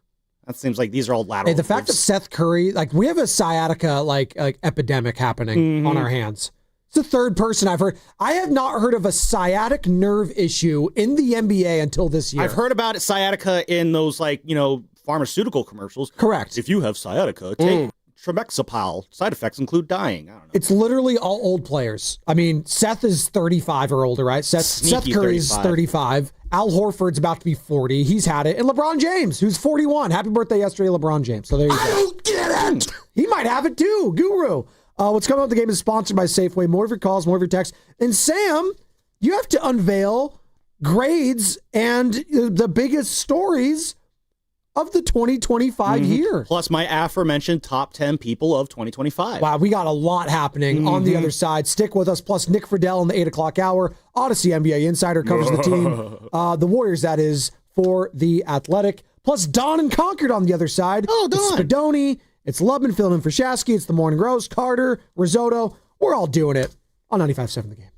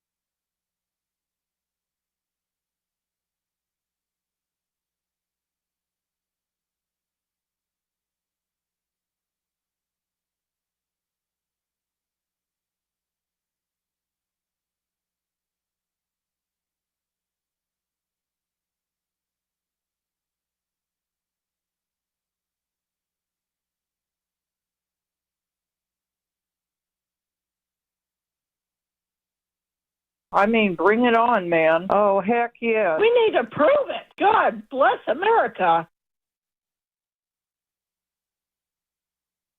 This is Big Pun, and there's only one way to start off my morning, and that's with the morning roast with my guys, Joe Spadoni and Butcher Boy Shasky on 95.7 The Game. God bless America. You know, Risotto, who's on the board right now, and it's Spadoni and it's Lubman filling in for Shasky. It's the morning roast. We're rolling, baby. Risotto, I got to be honest. I think you are the guy that has, filled the void of me not being behind the glass. When I say fill that void, I'm not tooting my own horn here, but, I had the drops. I had all of them. I cut Evan Giddings too, but almost all these drops you see, I had to cut at some point, whether that was bringing them back from the old station, vice versa. Sam's cut a bunch of them, but you were always the best at actually throwing them in there. I appreciate that. But, Risotto has taken over that mantle and made it his own, and he's left his imprint on shows because of the drops, and I appreciate that. That is, it elevates the show in a way where, I can't do that from here. I can play some. It's hard when you're actually in studio. I've tried to do it too. Yeah. Like when I did the Orange and Black Weekend Wrap, I would throw some fun drops on my board as well. And it's hard when you're talking, you're locked in, you're doing your job, and you want to play the little funny noise. It escapes your mind. It is. You know who was really good was Damon Bruce. He was really good at D. Bruce was good doing at his own drops during shows. That's probably why he was doing radio for so long. Well, in Damon's case, when he was doing the solo, like I was doing it's not 4 hours I was doing, but I was doing an hour. And when you're doing it solo, you build that into the equation, and I was better at doing that. But when I'm with, you or Shasky, it's hard to just play a drop and try to time it. Well, I want to listen to you. Well, I don't want to look. Well, also, I mean, there were those days where I had to fill in for you on the board. The show behind the show we're doing exactly, right now. And I would have to decode the Dead Sea Scrolls that was your drops board, and it's just oh, where's that drop? Where's that drop? Oh, moment's gone. It is, maybe I'll post a picture one day of what these boards look like. But yeah, it's, when you're trying to talk to someone and I want to listen to what you're saying, but you're also looking oh, where's that guru? Oh no, drop. That's why I sometimes there you go. That's why I just sometimes just do the drops on my own, My son's asleep upstairs. I'm Ludman. I'm going to be at Freeman's Appliance with Mark Grant. I don't know. It's a Warriors Wednesday brought to you by Freeman's Appliance, and we got Warriors Live at 9 o'clock. We have a 3-hour morning roast show. Warriors Live, 9 o'clock. We're doing a Willard and Dibbs show today. We are, and obviously Tim Roy going to be taking over at 9:30, and then tip off at 10 o'clock in Charlotte, North Carolina for Dubs Hornets. Can the Warriors make it 5 of their last 6? Can they do that? Ooh. They've won 4 of their last 5. Can they win 5 of their last 6? That's one more. Just start getting some breathing room over 500 because they keep doing this. They get a game or two over, and then they fall back down. And then they get game under, or they're at 500. They need to start stacking wins to get some breathing room and to actually be a playoff and not a play-in team. And we'll get into more of that. We'll get into all your top 10 stories, top 10 players, your bottom 5 stories, bottom 5 players, 2025. Sam Lubman has made of stuff there. Just like Santa Claus, he's made a list and he's checked it twice, and he's going to tell us who's naughty or nice. Don in Concord was on the nice list this year, I got to think. Nice. What's up, Don? Hey, how are you guys this morning out here? You know what? Everything is great. I've been hanging out North Beach lately with Pat Lawler and stuff. But, Jennings over the middle. Oh, I thought it was Kittle. Whoa, Purdy back to pass. No, he's scrambling. He spots Jake Tongas. Touchdown 49ers. You know what? We're going to party at the saloon in North Beach this afternoon. Be there, be square. How about you guys? Did you have a good Christmas? Oh, I had a great Christmas. Santa Claus came and dropped off all the gifts for the little kids. I have 2 young ones, Don, and they had a great time. So that's all I care about. How about you? Christmas Eve would have been better if Cal knew how to tackle. Oh, no. Oh, yeah, I'll buy into that. Next year's going to be different with the star from De La Salle running the team, Mr. Tosh, Yeah, And, Tosh you know what, Sam? You know what, Sam? I had a great time meeting you down there at Pleasant Hill. Yeah, that was a good time. You and you were the mayor of you were the mayor of Tywad Hill. Well, that's right. With good old Keith. His name's Keith. Oh, okay. Yeah, I didn't hear you just introduced. Hey, this is the mayor of Tywad Hills. Like, how you doing, Mr. Mayor? So yeah, it was a good time. Yeah, what is going on here? Come up and party with me and Keith next year. This is Donnie over and out. That's I love Don and Conquer. You talk about our great roasters. I mean, you want to go drinking with Don and Conquer tonight? He's giving you the invitation, so there you go. Well, that would involve leaving my house on New Year's Eve, which is one of my least favorite things to do. So it's going to be raining, so please, just be safe out there. That's it, Sammy. That's it. This hour is brought to you by Front Bank, which is here for you and here for good. We are talking and taking your calls. Niners, Warriors, year in review. Tiger Woods' birthday was yesterday, and I asked all the guys, because apparently we had a trifecta of birthdays yesterday in the sports world. Sandy Koufax turned 90, all-timer. He's still kicking, too. He is. No, he's looking great. He's looking great. Sounds great. Might be able to come in and pitch an inning. Might be. Farhan would definitely like that. You got Tiger Woods turning 50 yesterday. LeBron turning 41 yesterday. So I asked all the guys, do you have a famous celebrity or athlete that you share a birthday with? Do any of you have any famous people that you can let me? I have Angelina Jolie. It's June 4th. It's kind of weak. That's a good one. No, it's kind of weak. She hasn't done anything in like a decade. Come on. I have an interesting one. Nick Carter is the day before my birthday, and then Vince Carter is the day after my birthday. Nick Carter from Backstreet Boys. Yes. Oh, that's a good one. Yeah, okay. Kind of interesting. And then Carter Chickering's in the middle. Dude, that's a lot of Carters. Right? It's Carter like times 3. Yeah, I thought it was cool. What is that? Not cubed. Is that cubed?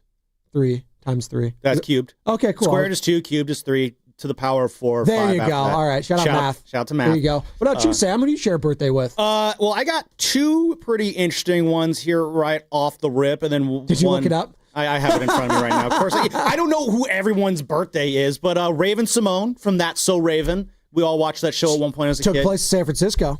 Really? I actually didn't know that. Well, just the pictures. Was it right next? I think it was supposed to. It was down the same street as the Charmed house. I hope so. Well, they both could see into the future. I like to believe that, that show, Charmed, and Full House all take place in the same universe. Thank you. Same with Ant-Man.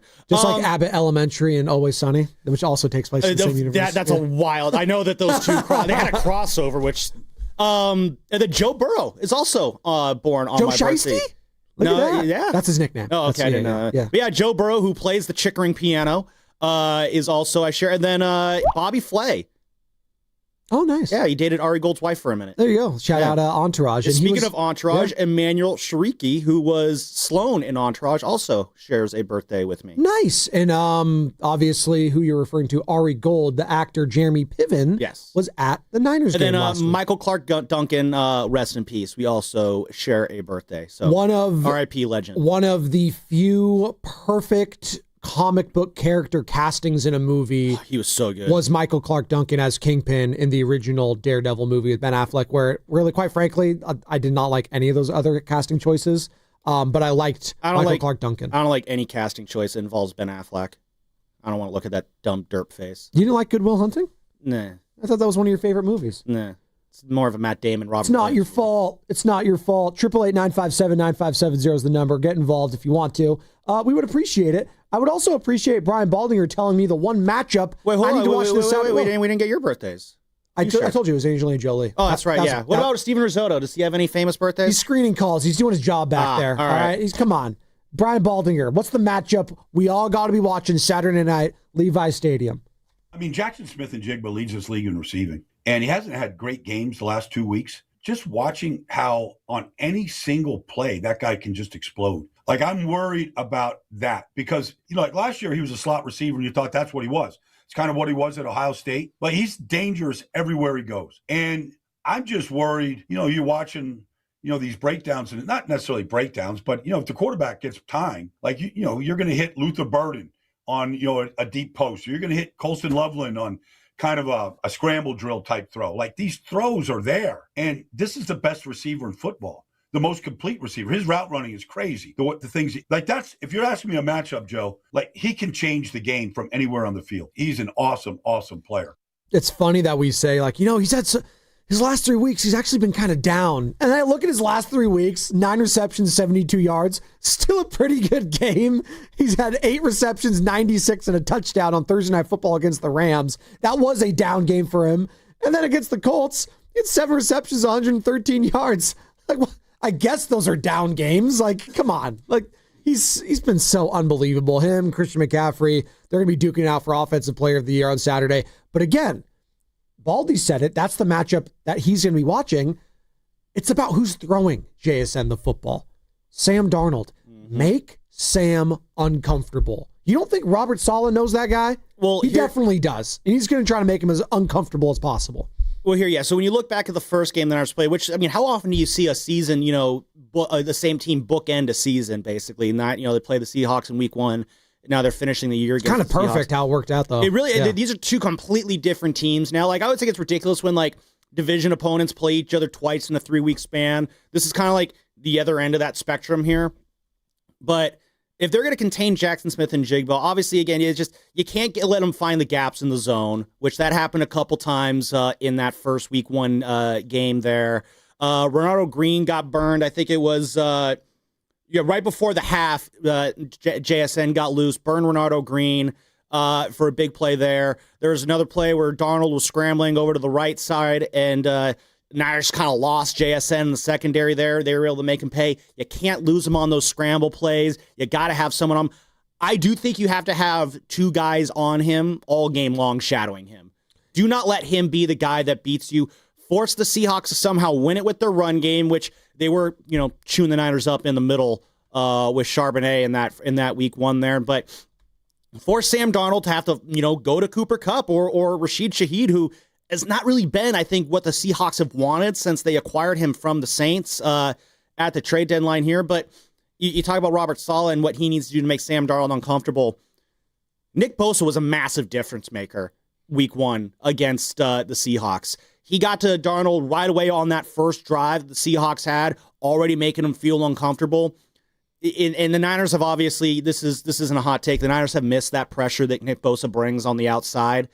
And let's not forget, Bosa closed that game out.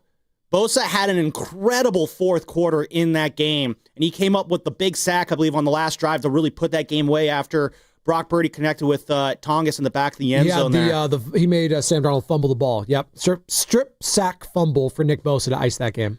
So someone on the Niners defensive line, whether it's Keon White, who's dealing with I think it was not a concussion, dealing with something right now. I forget what it was. Bryce Huff, I know you're a little banged up right now. You need to do something here. Someone on the defensive line is going to have to elevate their game a lot on Saturday night, break through the Seahawks offensive line, and knock Sam Darnold down early. As Al Davis once said, the quarterback must go down. He must go down hard early, or I might have paraphrased there. Yeah, no, that was good. The quarterback must go down, and he must go down hard within the first, I think, 5-10 plays of the game, something like that. That's what the Niners need to be able to do and set that tone with Darnold, because if Darnold gets rattled early, we're set. Seahawks has really struggled in the first half lately, and the Niners offense is clicking right now.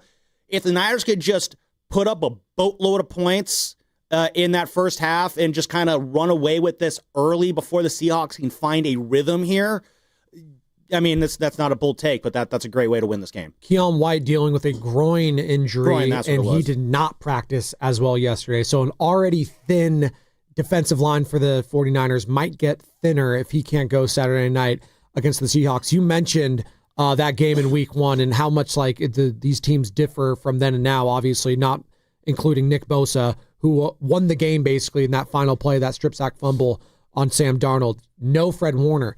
You do still have Sam Okuwanu, who had a massive play in that game.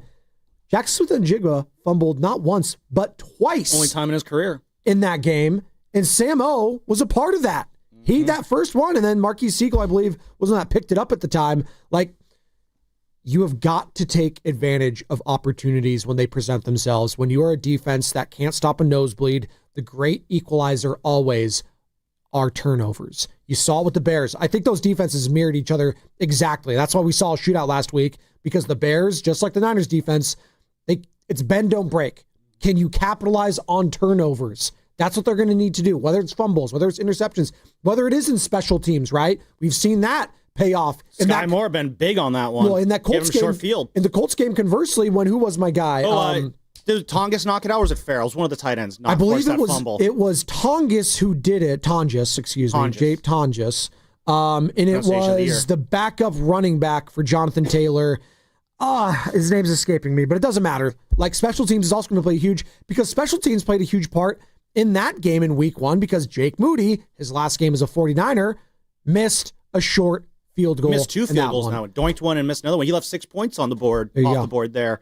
And again, you mentioned that fumble that JSN had. Yeah, Niners did drive down, tie the game up. with Jake Moody's one field goal after that. So, yeah, it's when I look at you say turnover is going to be a big thing here, and getting a turnover is just not something I trust the Niners to just do because it just hasn't really happened this year. I mean, fumbles I feel like are so random. I mean, they've been very good at punching the ball out there.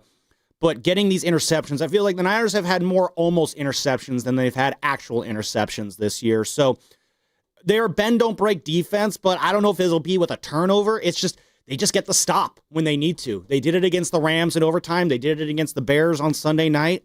This defense, as statistically not good as it is, the eye test tells you that it's not a great defense either.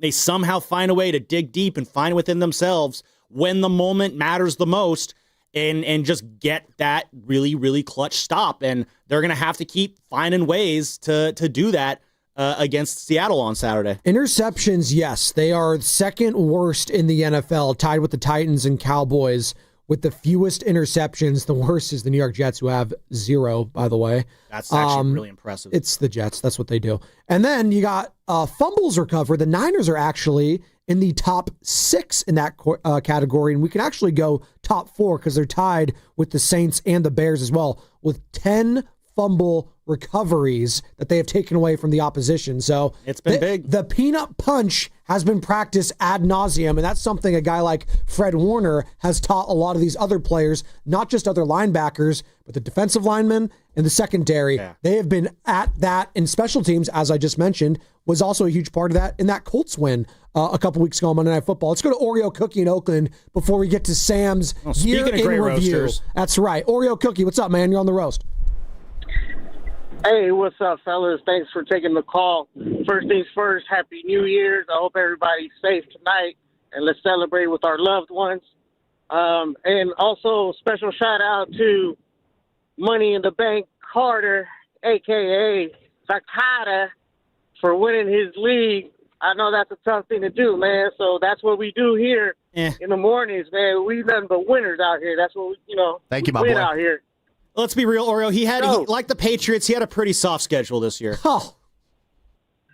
Well, you can bring up the soft schedule because they bring that up with the Niners. But, hey, if we could play this schedule every year, I'll take it, man. There's teams that do nothing with this last place or third place schedule. Talk to the Browns and the Raiders.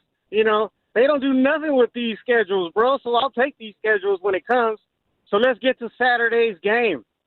I'm pumped up, bro. I mean, hey, who saw this coming? Who saw this coming except for the roasters? You know what I'm saying? I'm excited to see with this no-name defense who's going to step up and make that play. Who's going to be the ones that come out of this with not just experience, but winning experience, championship experience. This is good for all the young guys. And I think that we're going to end up in a close game, and like our boy Spadoni likes to say, we're going to win it by the skin of our nuts. That's right. Hell yeah. I did say that. I did. And that is a real thing. That is a real thing. We looked it up. Hey, Paulie Walnuts, Sopranos. You guys thought I was making stuff up. I'm not. And shout out Oreo Cookie, and have a Happy New Year, Oreo. I might smash some Oreo cookies tonight with a nice cold glass of milk. I got some mega stuffs waiting for me. Yeah? I only go mega stuff. I like to stack them like triple stack them. I don't think they have them anymore. They might still have them because it's the holiday season. It's only a special product. Trader Joe's has these gingerbread sandwich cookies that I got to tell you, they're all time. Oh, they're know what? Stuffed, and they are delicious. My Christmas Eve party I went to my aunt's house last week. She had those. I thought that they were homemade, but I have. Oh my! I exploded in my mouth when I got those. Big mouth explosion for you? Oh, it was a massive mouth explosion. It was a very awesome, tasty, creamy explosion. What is going on here? You got to relax with that last part. I don't know. I wanted to see how far I could take it. Yeah, you took it far. All right, you took it far. Jana Mountain View is going to join us momentarily. Before we get to Jan, tell the audience what we're going to be doing here the next 40 minutes, Sam. What are we going to be doing? Well, again, it's the end of the year, 2025, as we bid adieu to it. And I like to use this time as a time of reflection, looking back what made the year good or bad. And when it comes to Bay Area sports, I think that there were 10 people in sports 10? who made this year very, very fun. I thought this was actually a pretty good year for Bay Area sports overall. And on the other side of this list, I'm going to give here, I'm going to grade this year in Bay Area sports. So we'll do that in a moment. Do we have any sort of musical bed that we could play here, please? Let's see where he's going to get us one. And in the meantime, I got to tell you, the biggest game of the year is on Saturday. And you know the place to be to watch it and hang with Lorenzo Neal and Evan Giddings is? It's Laughing Monk Brewing in Sunnyvale, baby, right down the street from the stadium. And of course, if you're going to the game, a free shuttle back and forth. And all you have to do is sign up at 957thegame.com. Better do it quick because seats on the shuttle are going quick. That's 957thegame.com. You can give us NFL primetime if you want. You can give us whatever you want, Carter. Music. Carter's musical choice over there for Sam's year in review. I don't think we have an open. There we go. Oh, the Masters? I actually kind of like that. That's fine. Right, I'm on board. That's a good, nice little chill. I thought it was funny. There we go. All right, so I'm gonna go through these the first half of this list, and we'll slow it down for the top 5. So number 10, JKS, Jaren Kiave Sangapulatele. Wow. Easily the most fun athlete we've seen at Cal, and I don't know, maybe since Jared Goff, easily. I put him on the same list as guys like Goff. Well, Keenan Fernando Allen. Mendoza, for future number 1 overall pick and Heisman Mendoza, Trophy winner. but Mendoza, he was future Raider. Mendoza was good for Cal last year. JKS though, he's been just he's such a higher level talent. I think he could be a very big star for Cal, and he's the reason why you feel good about the Bears going into next year. Number 9, got to have a Giant on this list. I'm gonna give it to Willie Adames. Signed the biggest contract the Giants have ever given out, and what does he do? He snaps the 30 home run drought. But more importantly, Larry Bear came on the show. He called him a culture carrier, and Larry could not have been more right with that assertion there. The Giants clubhouse, and Risotto, you could maybe corroborate this. It just seemed like such a better place this year than it was the last couple of years. Willie absolutely is a big part of that. He is a great leader for this team. He may not be the best player on this team. That reserve, goes to, obviously either, Rafi Devers or Chapman or Logan Webb. But he is the cultural face of the Giants right now, and Giants got a great option there. Number 8, and this is just he's always going to be in the top 10 every year. It's just a matter of where in the top 10. It's Stephen Curry. Because he's Steph. He just is. We still allow ourselves to believe as long as we have Steph, we have a chance. Every year, Steph brings it. He brought it this year. He was the All-Star Game MVP, even though the All-Star Game kind of sucked. But Steph, just being who he is always going to have him in the top 10 in Bay Area sports. Okay. Number 7. So Steph just living, it gets him top 10 in Bay Area sports. Okay. Basically, yeah. Is there anyone else who, there's not very many guys out there who are just that transcendent. He is one of them. Just don't say he hasn't had a lot of great games this year. People get mad. People don't like the truth. Number 7, the fact that this guy's at number 7, I think more speaks to the 6 above him, and that's Macklin Celebrini. Oh. I think the Niners were a great watch this year, but Macklin Celebrini had the Sharks as probably the night-to-night best watch in Bay Area sports this year. Win or lose, he was going to do something incredible. Just the other night, the Sharks got the win over the Ducks. He had this incredible behind-the-back pass to Chernikov, who flipped it into the net to give the Sharks the goal there. The passes he has, the shots he has, the way he moves on the ice. I said it already on the show, I get early Steph Curry vibes watching Macklin in terms of just how transcendent of a talent he is.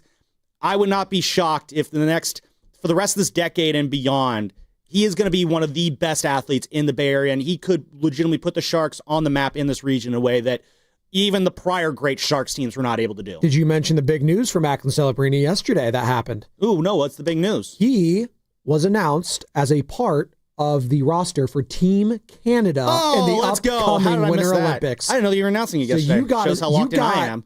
McDavid, Celebrini. He's an Italian. Crosby. Are you kidding me? And I can't name anyone else. Team USA has no shot. We don't know whether or not Connor Bedard will make the team. He's on the outside looking in. It's going to be a great gold medal game that Canada wins. You don't think the USA's got action? I know you're more locked into hockey than I am. No, not a chance. Really? We have good talent though. Yeah, but Canada, the Kachucks of the world, right? Canada's so stacked. Wow. So what are we in? Do a cross-sport analogy. Who are we in this? Is Canada the 2017 Dubs and we're the Cavs?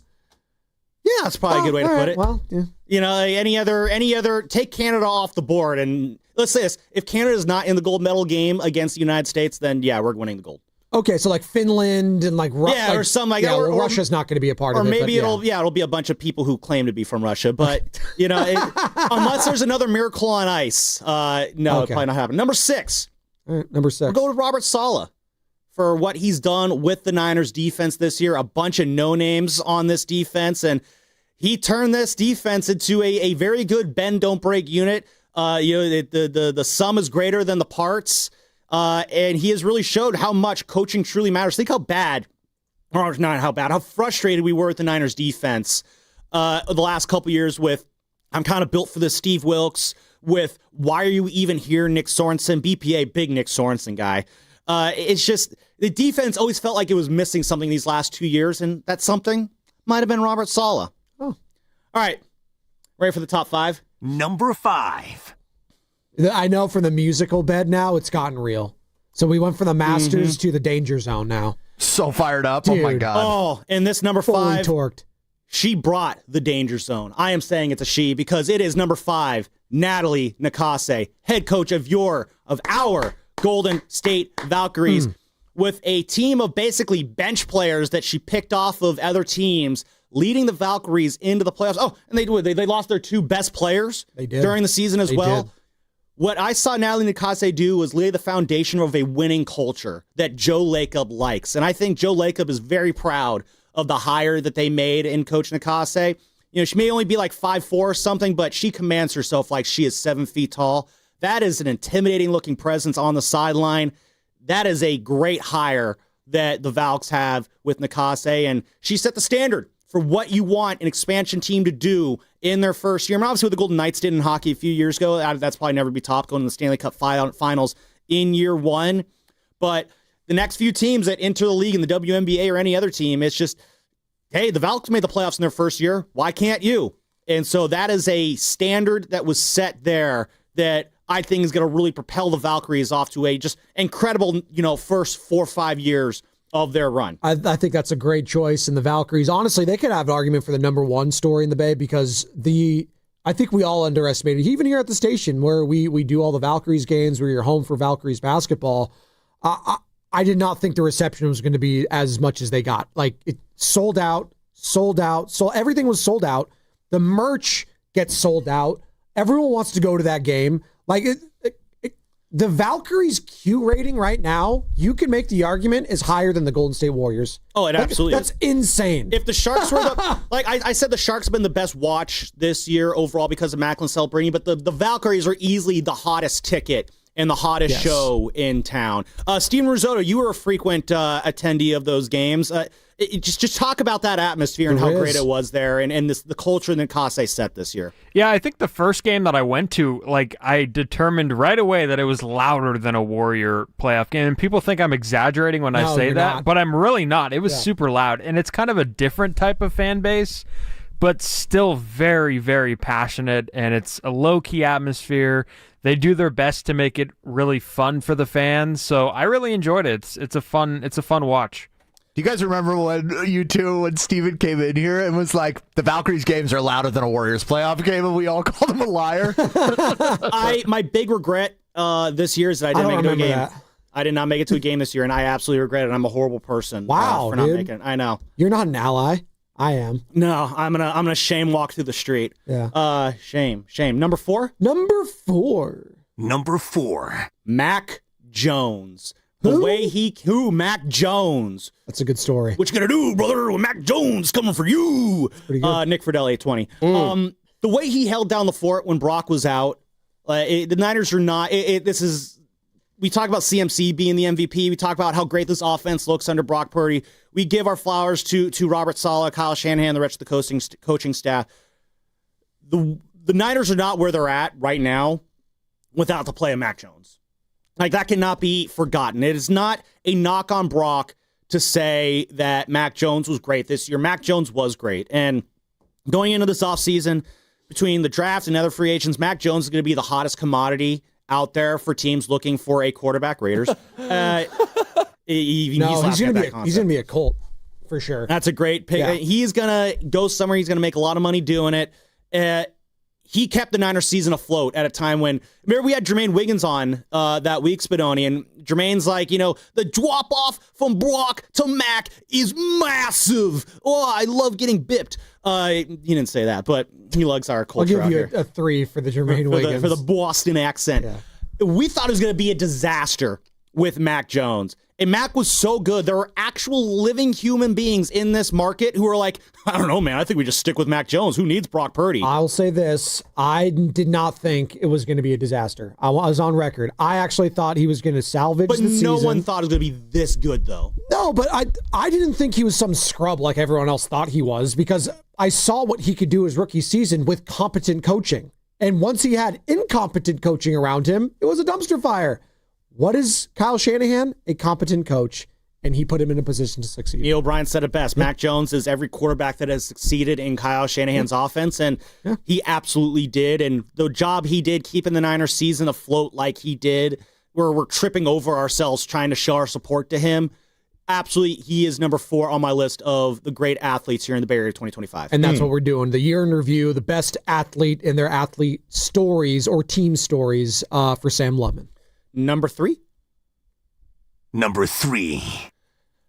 He should be the MVP, but right now he is CMC. Ooh. He has been, again, as great as Mac Jones was, CMC has been the driving force for the 49ers this year. We saw how bad it is when he's not on the field last year, when the Niners had more or less kind of a healthier team than they had this year. They had a healthy Brock Purdy last year. They didn't have Brandon Aiyuk, obviously, but they still had, for the most part, the roster was going pretty well last year. But without CMC, Jordan Mason, valiant effort last year. It just wasn't the same because of the pass catching ability.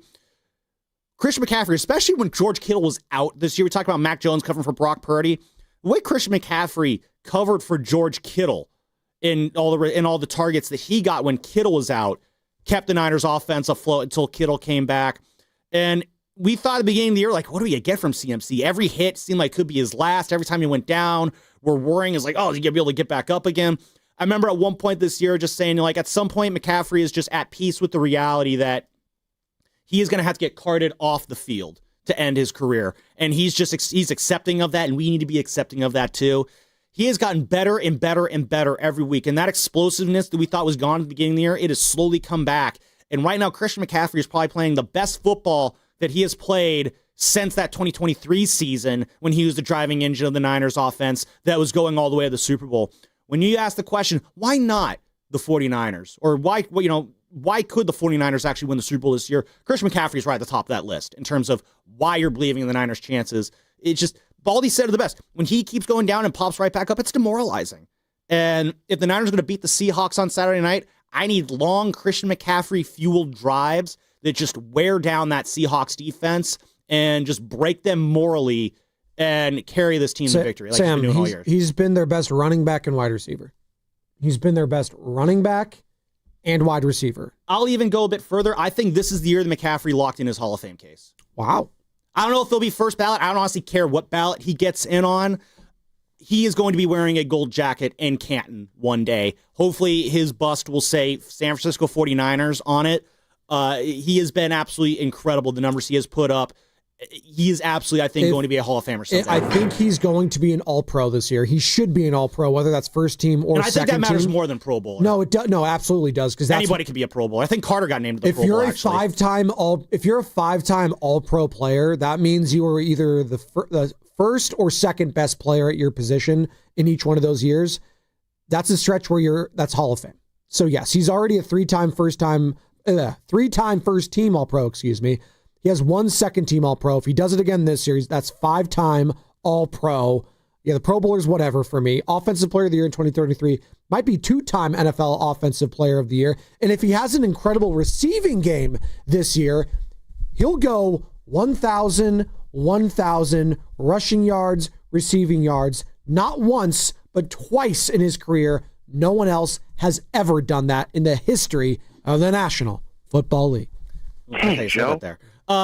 You can say this, that's a great resume. The stats are all true there. Numbers are numbers. But this one of the things, you can just use the eye test. When you watch him out there, it's like in college football, when you see guys who they're going to be in the league in the next year, they stand out on the field of guys who are going to be, role players or just have other jobs outside of sports. In the NFL, there are some guys who just, they're just a tier above everyone else on that field. he is routinely the best player on the field every week that he is out there. You watch him play, the way you watch him run, catch passes, the way he moves out there.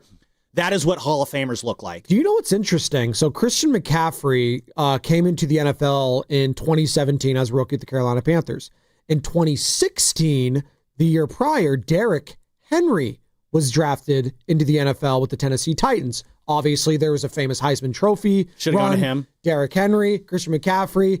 I think that was clear East Coast bias to me. CMC should have won the Heisman there. He was elected. Not to say Derrick Henry wasn't amazing. That Rose Bowl that CMC had against Iowa was all-time. All-time. The punt return, kick returns, all of it. CMC has had more first-team All-Pro seasons than Derrick Henry, which is interesting because I think if you asked most people, they would say Derrick Henry has more of a Hall of Fame resume than Christian McCaffrey. But CMC has had more first-team All-Pros than Derrick Henry. Just saying. Yeah. Just saying. That said, I think both should be in. There we go. We could have this conversation someday. Who had the better career, King Henry or CMC? They're both very good. I'll say very this. different running backs. Both. The only similarity they have is just how dominant they were on the field. Derrick Henry has basically doubled the amount of rushing touchdowns that Christian McCaffrey has had in his year. Derrick Henry was on better teams, though, too, for most of his career. I mean, those Titans teams that he was on early on were a lot better than those Panthers teams he was on. And also, Henry has been healthier throughout his career, I believe. And that is something that I will give it to Derrick Henry over CMC. Is just the health, because he is a unicorn when it comes to that. Both legends, though. Yes. Number two. Number two. Jimmy freaking Butler. I mean, what can we say about Jimmy? Just how miserable was it talking about the Warriors before Jimmy arrived last year? And then Jimmy gets here. They go on that 23-8 stretch to finish the season out, and we got to see a little bit of playoff Jimmy. Didn't get to see the full playoff Jimmy because he had the butt bruise there that he suffered against the Rockets in the first round. But Jimmy Butler just seemed completely just sent a shockwave of excitement through a Warriors organization that absolutely needed it. And one of the great honeymoon runs we've seen in Bay Area sports, Jimmy Butler completely, the way he re-energized the Warriors this year, the way he re-energized us here at the station. Because remember, we didn't have the Niners to talk about. They were done. Giants baseball is, we're thinking we got to talk about this Warriors team for another 3-4 months. And this is what it's looking like. I had just started here with you, Shasky, and everyone. You're a week in when they had that trade happen, and it just... Jimmy, I don't want to say he really saved the Warriors, but he kind of saved the Warriors this year in what he did. And just, if you're feeling good about the Warriors at all right now, Jimmy Butler is a part of it. If I'm looking at guys who don't trade these guys, it's Steph and Jimmy. I want to keep Jimmy on this team with Steph. I want to see that duo work out. Number one. All right. Number one. And what is this, Sam? What have you been doing? This is the top 10 people in Bay Area sports in 2025. Okay. Culminating with this right here, my pick for the Bay Area sports person of the year. Do we want to do a drum roll?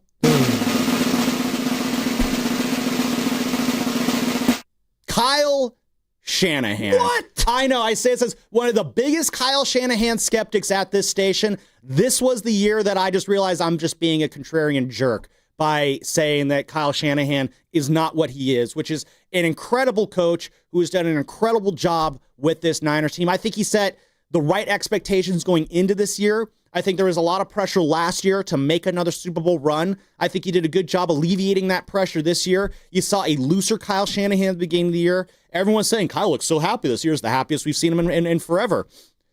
And I think that vibe, that aura matriculated onto the rest of the team where when everything is going wrong, no one in the Niners ever panicked. Nothing ever went truly off the rails when there were so many opportunities this year for this Niners season to just detonate and turn into an 8-9 season or something like that we probably anticipated the season becoming. No one, as Oreo Cookie said, no one could have seen this coming except for some choice roasters here.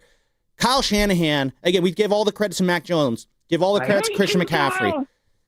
Kyle Shanahan this year put it together. Guru said it 3 games into the season. Is this the greatest coaching job in Bay Area sports history? Was that a little premature to say at the time? He said it 3 games in. You're right. I love Goo. Steiny respectfully disagreed with him that day. It said, Goo, I disagree with you. We'll spend the rest of the show here discussing it. Did Steiny say Don Nelson and we believe? Something like that. Of course he did. But no, this might actually be one of the greatest coaching jobs in Bay Area sports history that Kyle Shanahan did this year. Just everything about this season has been the work of the genius that is Kyle Shanahan. And that is why I am picking him as the 2025 Bay Area sports person of the year. He should win coach of the year. And if there was ever a team to win a Super Bowl that you would not see coming, it would be incredible if this was the team. After having two incredible teams before already, a team that no one even really thought would make the playoffs, him taking it to the Super Bowl at Levi's, it would be, as the kids say, peak cinema. That would be, just like the injury report.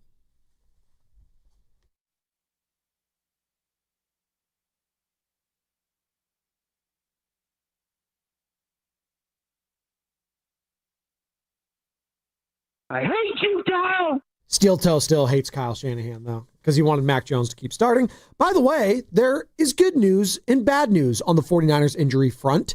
Bad news, Trent Williams dealing with a hamstring injury, missed practice, and is doubtful for Saturday night. Though Kyle Shanahan said yesterday they will give it a shot playing him. Is that like a legitimate actual shot they're going to put into his leg? I don't know. The good news is George Kittle was a participant in practice despite a low ankle sprain, though Shanahan stopped short of assuming Kittle would play against the Seahawks. The injury report was brought to you by Boxer & Gerson, Northern California's premier workers' compensation law firm, helping injured workers get their lives back for over 40 years. As you're listening to 95.7 The Game, KGMZ FM and HD1 San Francisco, an Odyssey Sports Station in the home of the Golden State Warriors and Valkyries, always live in the free Odyssey app, coming live from the Laughing Monk Studios.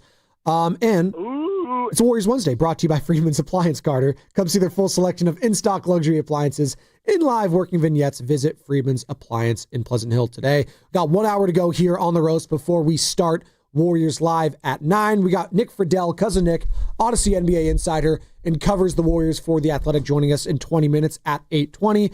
In the meantime, and that was really good and well done, by the way, Sam, your top 10 Bay Area storylines. Like that Kyle Shanahan, number one sports person I think that's the right call. Yeah. How we're going to end the season with the biggest game of the year approaching on Saturday. But I'll just say this.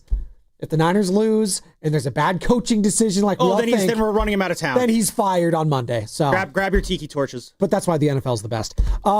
Before we get into some of your bottom 5 stories, I think you have some bad things that happened this year. Let's go to Jan in Mountain View, who's been waiting patiently. Hi, Jan. Good morning and Happy New Year to both of you. And I appreciate, listening to this show. But I'll tell you, I'm with Chris, and that is from San Jose. I do not want to tune into the Warriors much anymore until after, things are settled and they get a lineup that's worth watching, and they stop turning the ball over, and Draymond Green takes a lesser role. This is getting so stale, and I don't know how somebody like Steph can stand for it, but he goes for it. So I'm not gonna, complain about that. But I want a settled role, and everybody knows their place and their position. But right now, I'm on the Niners 100%, and I'm also partly on the Sharks because this Warriors team has really taken a reverse role for me, and I'm not really interested in. I might listen to the game, but I'm not going to watch it. I can't, I just can't watch those turnovers and fouls. It drives me crazy. But anyway, I'm hoping that Sala on Saturday night, he brings more pressure than he did at that game on Sunday. We need to really turn it up 100% and bring it on. And I hope that Shanahan gets Coach of the Year and that CMC makes the MVP. So Happy New Year to all of you, and you drive safe and no carelessness tonight. Thank you. Absolutely. That's a great PSA from Jana Mountain View. Happy New Year to you. We love you, Jan. And I said she's kind of like the auntie/grandma here at 95.7 The Game. We always appreciate her insight. We need to do a summit down in, or a live show remote somewhere down in Mountain View. I need to meet Jan in person. That is my first goal of 2026. I set high goals. I need to meet Jan in Mountain View. Does she live on the mountain in Mountain View, you think? She's the queen of Mountain View. Okay, that's good. I didn't even know if there's. When Google moved down there, they asked for her permission. I mean, they call it Mountain View. Is there like a mountain that's actually there? I mean, bring it on, man. Maybe. I don't know. I'm just, we were talking about CMC in the season he's had and just comparing to Derrick. And I'm just like, Are you saying that Janet Mountain View's had a similar year as Chris McCaffrey? Well, she might be. She's had a CMC Derrick Henry like run here last year. She's just balling. Pat Spencer, her favorite player. I was going to ask, because who do you love more, Brock Purdy's story or Pat Spencer's story? But Pat Spencer's been iced out after he was that MFer for a week. Hey, now he's no longer that. They've actually removed the label. It was a fun week and a half. Yeah. Oh, heck yes. Who saw that coming? Pat Spencer. Oh, my God. I knew it was going to happen because I went Steiny impression because Guru was so excited and I had to do it to Shasky because Shasky's like, this guy, he gets it. I was like, you know what's going to happen. He's just going to go like. We do this all the time. We get excited for a guy and we think, oh, he's going to figure it out. Will Richard, TJD, Pat Spencer. And then what does it always come back to? Brandon Pajemski. Before we get to Nick Freidell, Sam, did you have some bottom 5 stories you wanted to do, like the lowlights of the season? Yeah, I got my bottom 5 of the year. I'm not proud of what number 1 is, but I think it's an honest assessment. But We'll start with, do we have some really angsty, sad music that we want to play? Maybe. Let's see if I can find anything here. That I can't stand to see greatness rot before my eyes. All right, maybe we don't need... There you go. There you go. Akon locked up. But you have to take me off YouTube on my beds. Thank you. Yeah. All right. You know. All right. Number 5.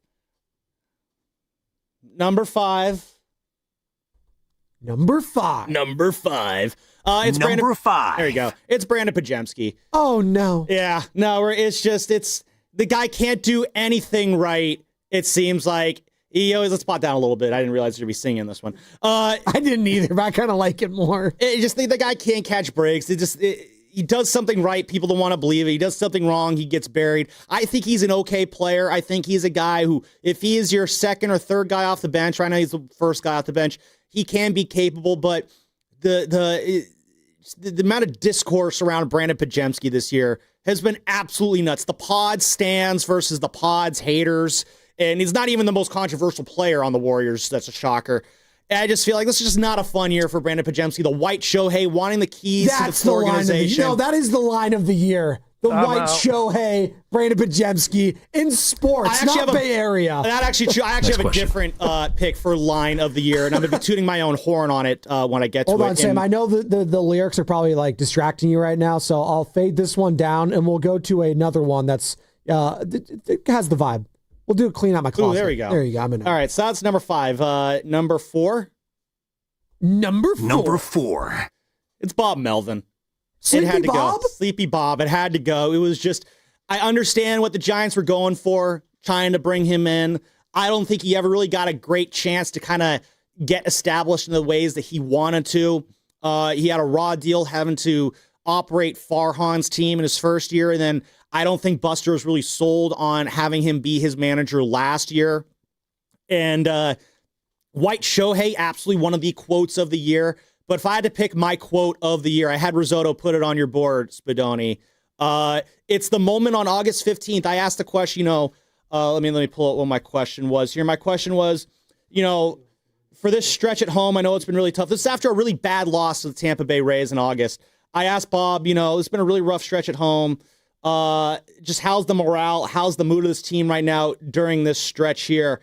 And this is what Bob Melvin said. And after he said it, I realized it's time. It's time for this to end. Well, look, everybody's feeling it right now, especially at home. You lose games and you lose multiple games and you lose them in different fashions. It's not a great feeling, but I think we take the field every day in good spirits, and you got to do it again the next day, unfortunately. Got to do it the next day, unfortunately. You have to play, unfortunately. That was just... We had to talk about him, unfortunately. I always remember the moment I realized that Farhan needed to go is we were all crammed to the back office, and he said this was right before the 2023 trade deadline. He's like, yeah, I think I like our pitching. Our pitching's really good right now. It's like, oh, you're gone. Farhan, you're a loser. That was the moment I realized, yeah, no, Bob, this is just not working here. So that's my quote of the year, and that is why Bob is number 4 on my bottom 5 of the year. Number 3. The speedster himself, Brandon Aiyuk. God, I really was rooting for him to come back this year, and I actually had him in one of my fantasy leagues. I took him and I stashed him on my IR because I figured, this to be a guy who come back late in the year. It'd be a great little pass catcher to have on your team to inject into your lineup late. It never happened that way, and I really wanted BA to be successful here. I don't think he was ever one of the top 10 receivers in the league, but he was still a very, very good receiver. I wish the Niners handled the contract thing better with him, but it just went off the rails so fast for him. And then the last month is just an even darker turn for him. I don't know what his future holds. Hopefully he finds success after the Niners. Just very sad what his whole thing has become, especially this year. And just rooting for the best for him, but this was not a great year for Brandon Aiyuk. Number two. Number two. Number two is actually a 2 for 2 on this one, and it is the power duo that is Jonathan Kuminga and Aaron Turner. Kuminga completely held up the Warriors offseason this year. I am not happy with what this Warriors roster looks like. He's like, oh, it's because of Steve Kerr. No, you did the part. Mike Dunleavy makes the roster, and this is a very bad roster that he made, and I blame him for it, but he was handcuffed by the fact that Jonathan Kuminga and Aaron Turner were dragging their feet for a deal that by and large looks like an absolute massive mistake. We talk about regretting the Brandon Aiyuk deal immediately. I think it took a couple weeks, but we're regretting this Jonathan Kuminga deal right now. They should have just traded him for Malik Monk or Lauri Markkanen or whatever when they had the opportunity.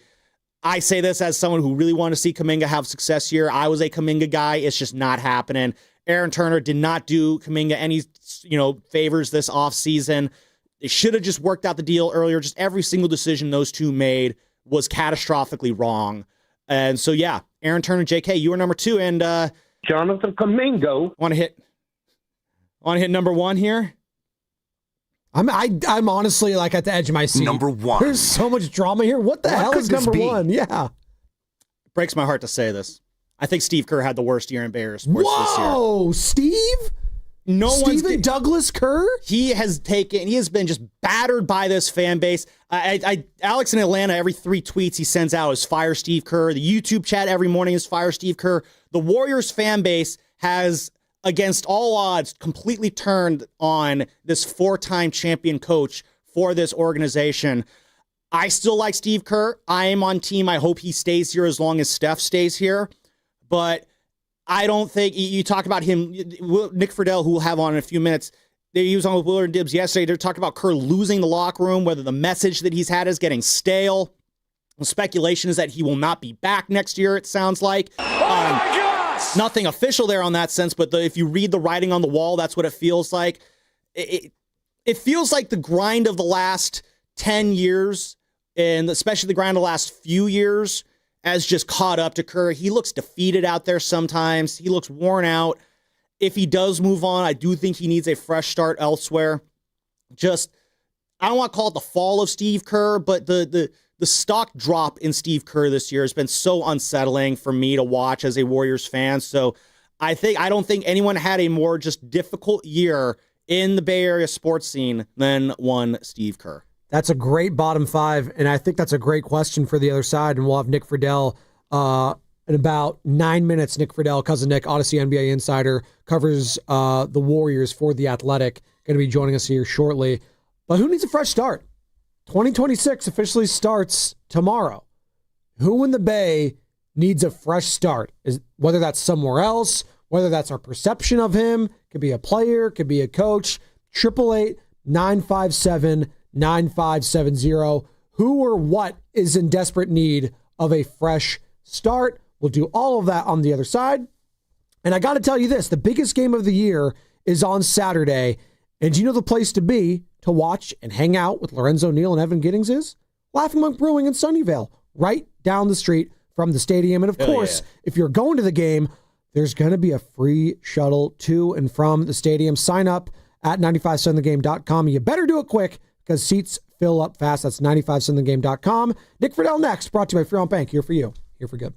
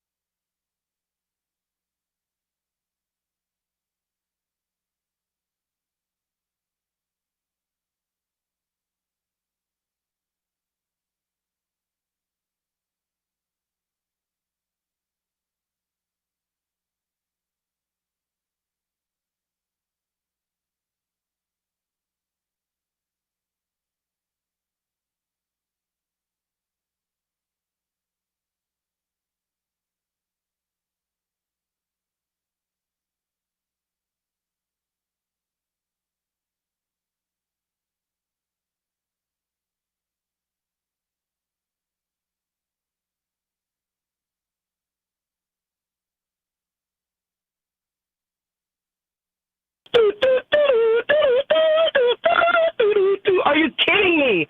Bay Area, what's going on? It's your boy Chewy from 102 Jams. Listen to me every day, 3 to 7 p.m. But right now, let's get right back to the morning roast with my guys, Joe Spadoni and Joe Shasky, right here on 95.7 The Game. You fired up, Shasky? I'm sure he is. It's Sam Lubman filling in for Joe Shasky, doing a hell of a job today.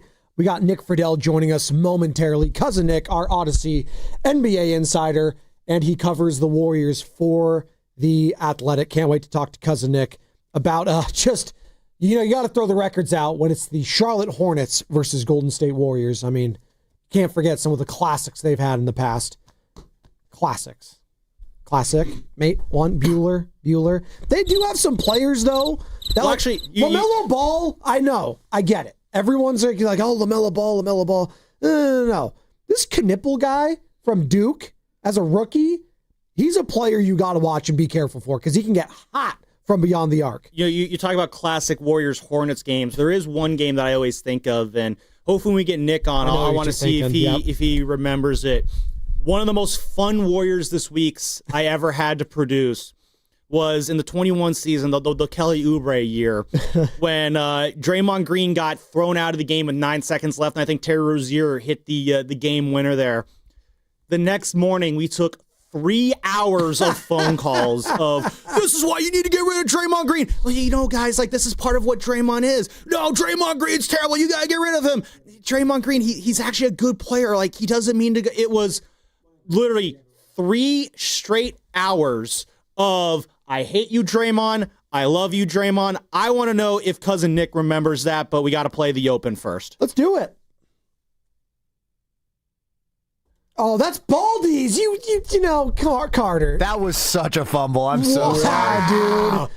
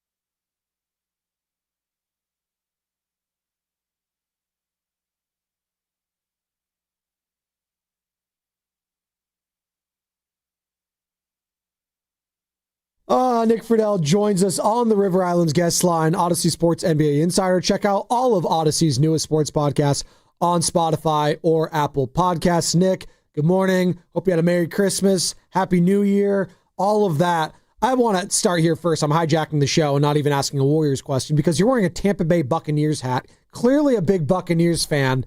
They're cooked, bro. They're done. They're done. I love that you're wearing the hat.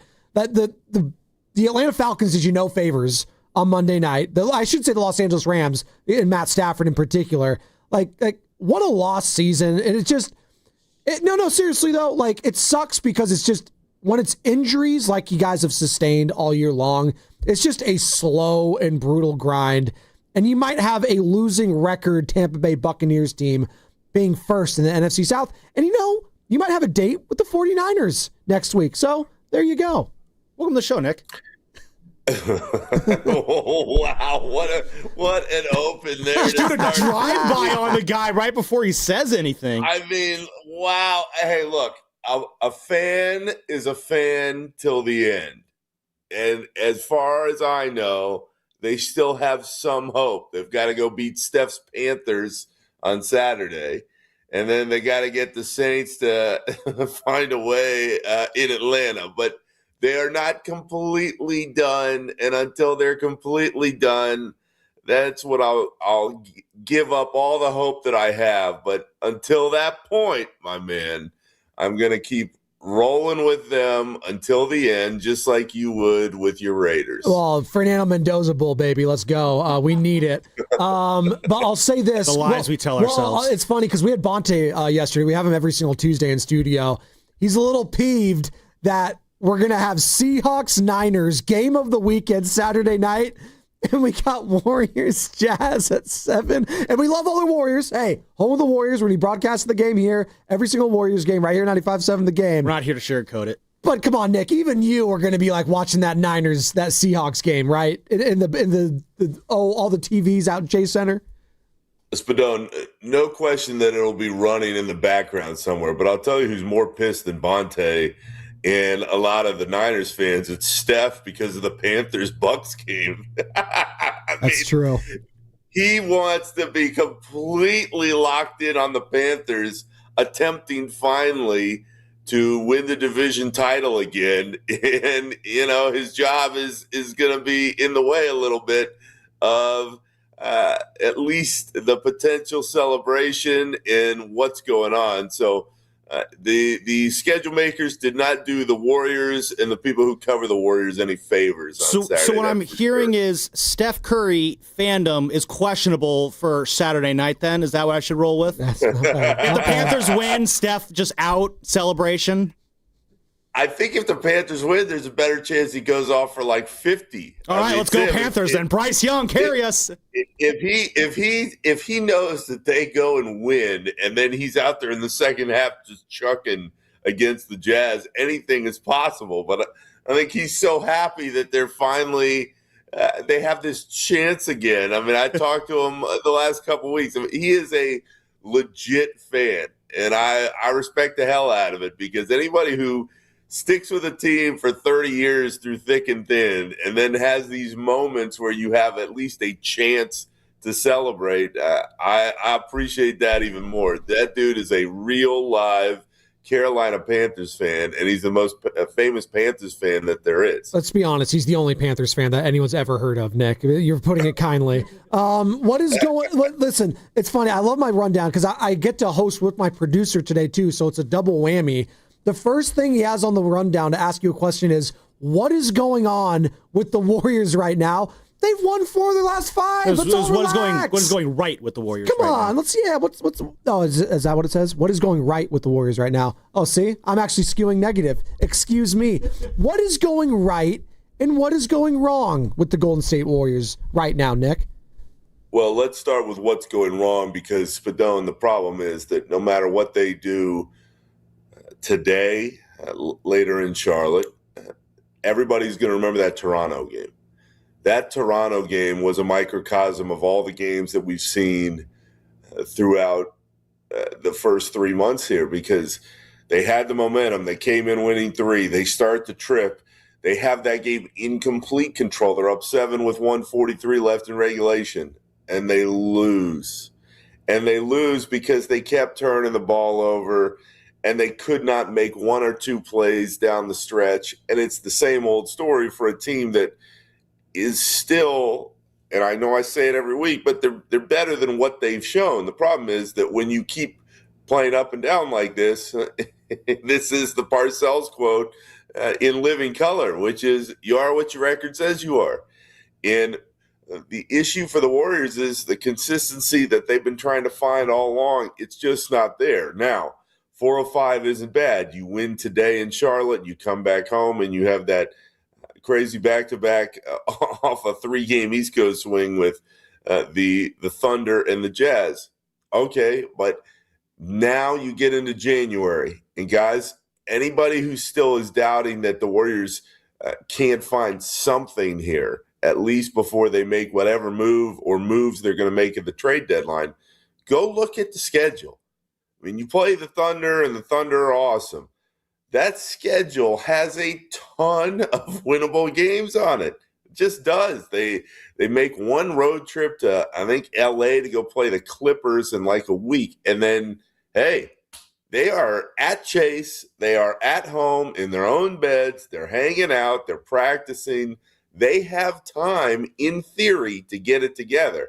I don't blame anybody for saying, oh, well, yeah, they would have gotten it together at some point before January 1st. Yep, I got it. I'm just saying, if you're thinking that they can find some path back to at least showing they can string more wins together and climb up a little bit in the Western Conference, go look at the schedule and just see all the games on the horizon that you feel like they're going to have a shot in, and they're not going to be flying all over the place to go play these games. Well, Nick, you know how this goes. Whenever you come on Talk Warriors with us, we gotta go down that rabbit hole. So let's just get it out of the way now. The Jonathan Kuminga saga, the Kuminga crisis, as we like to call it here on the Morning Roast. They're not playing him at all. Like, everybody's getting in except for Jonathan Kuminga. I'm pretty sure Carter got a few minutes on the Warriors the other day before Kuminga did. That's how deep this is going here. There's a part of me, obviously they don't want to play him for a reason. Maybe they just don't want him to get hurt before they trade him.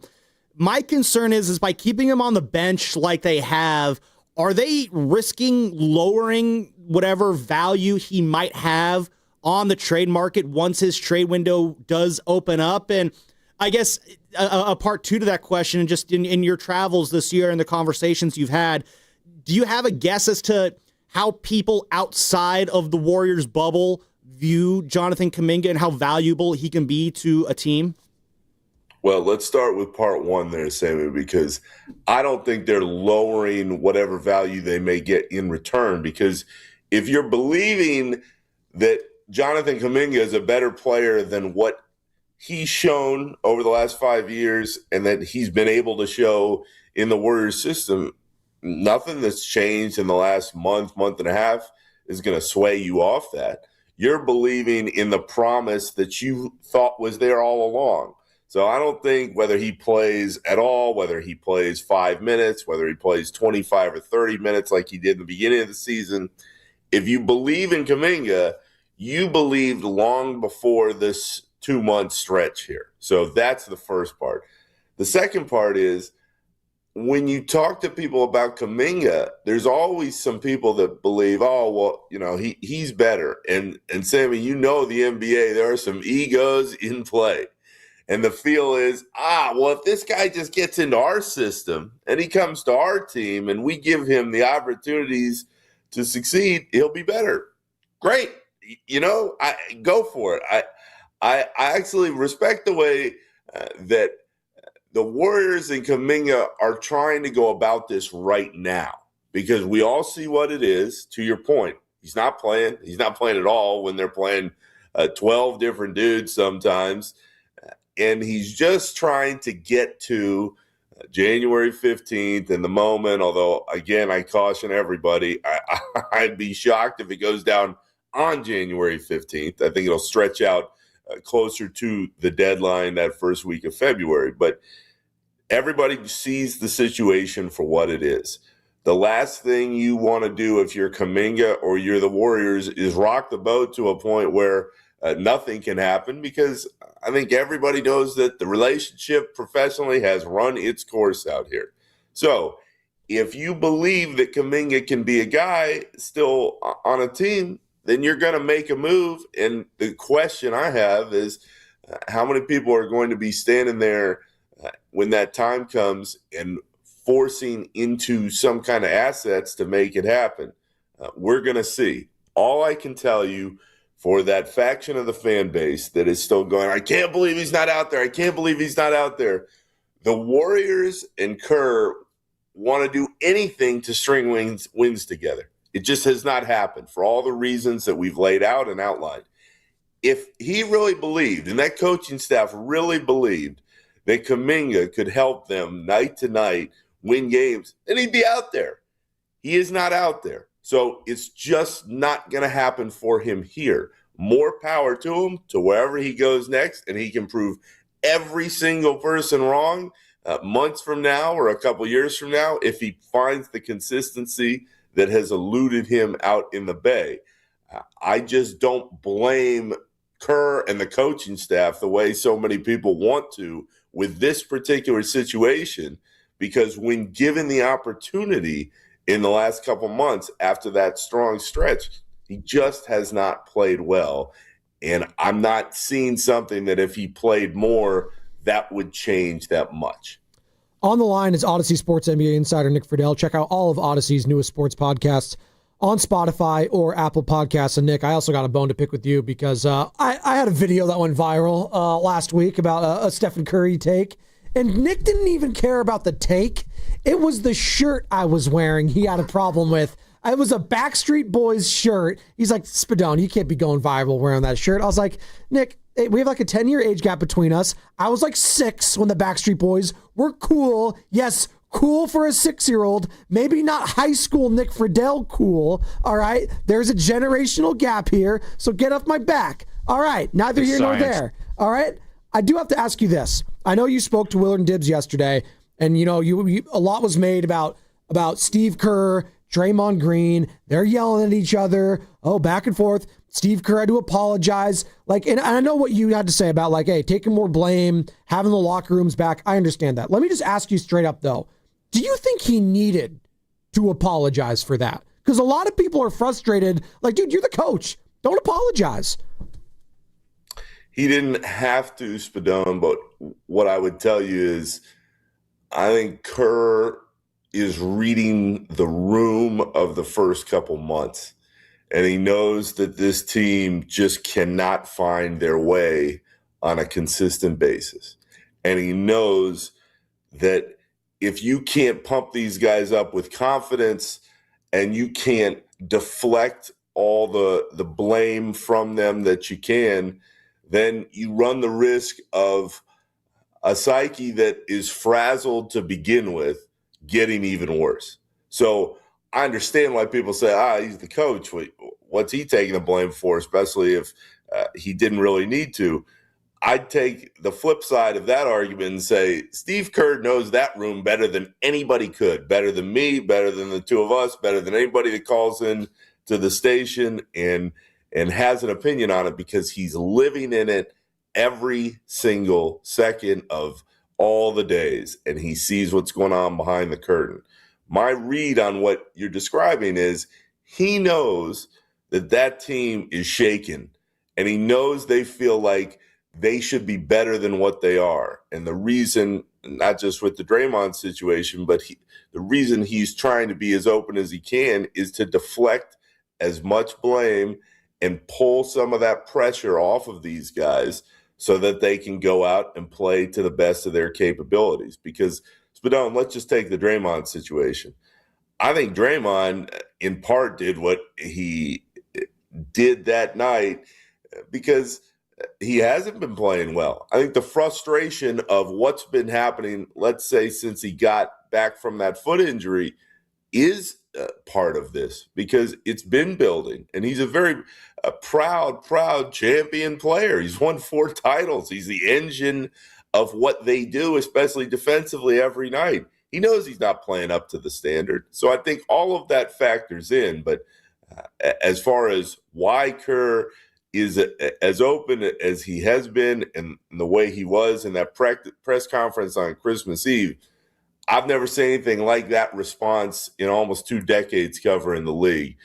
I thought that was really something. But as I took a step back, I think part of the reason why he was is because he knows that this team is just kind of teetering, and he's trying to do anything he can in his mind as a coach to get them back on track and to keep them focused mentally. Nick, obviously, when it comes to talk about the issues of this Warriors, it's very apparent that the roster is just simply not that good. You and I have talked about this. They're too old. They're too small. There's not enough talent there. I point at the guy whose job it is to make the roster, which is Mike Dunleavy, and I say, the buck stops with you. You're in charge of putting this roster together, and this roster is not good enough, so ergo, blame Mike Dunleavy.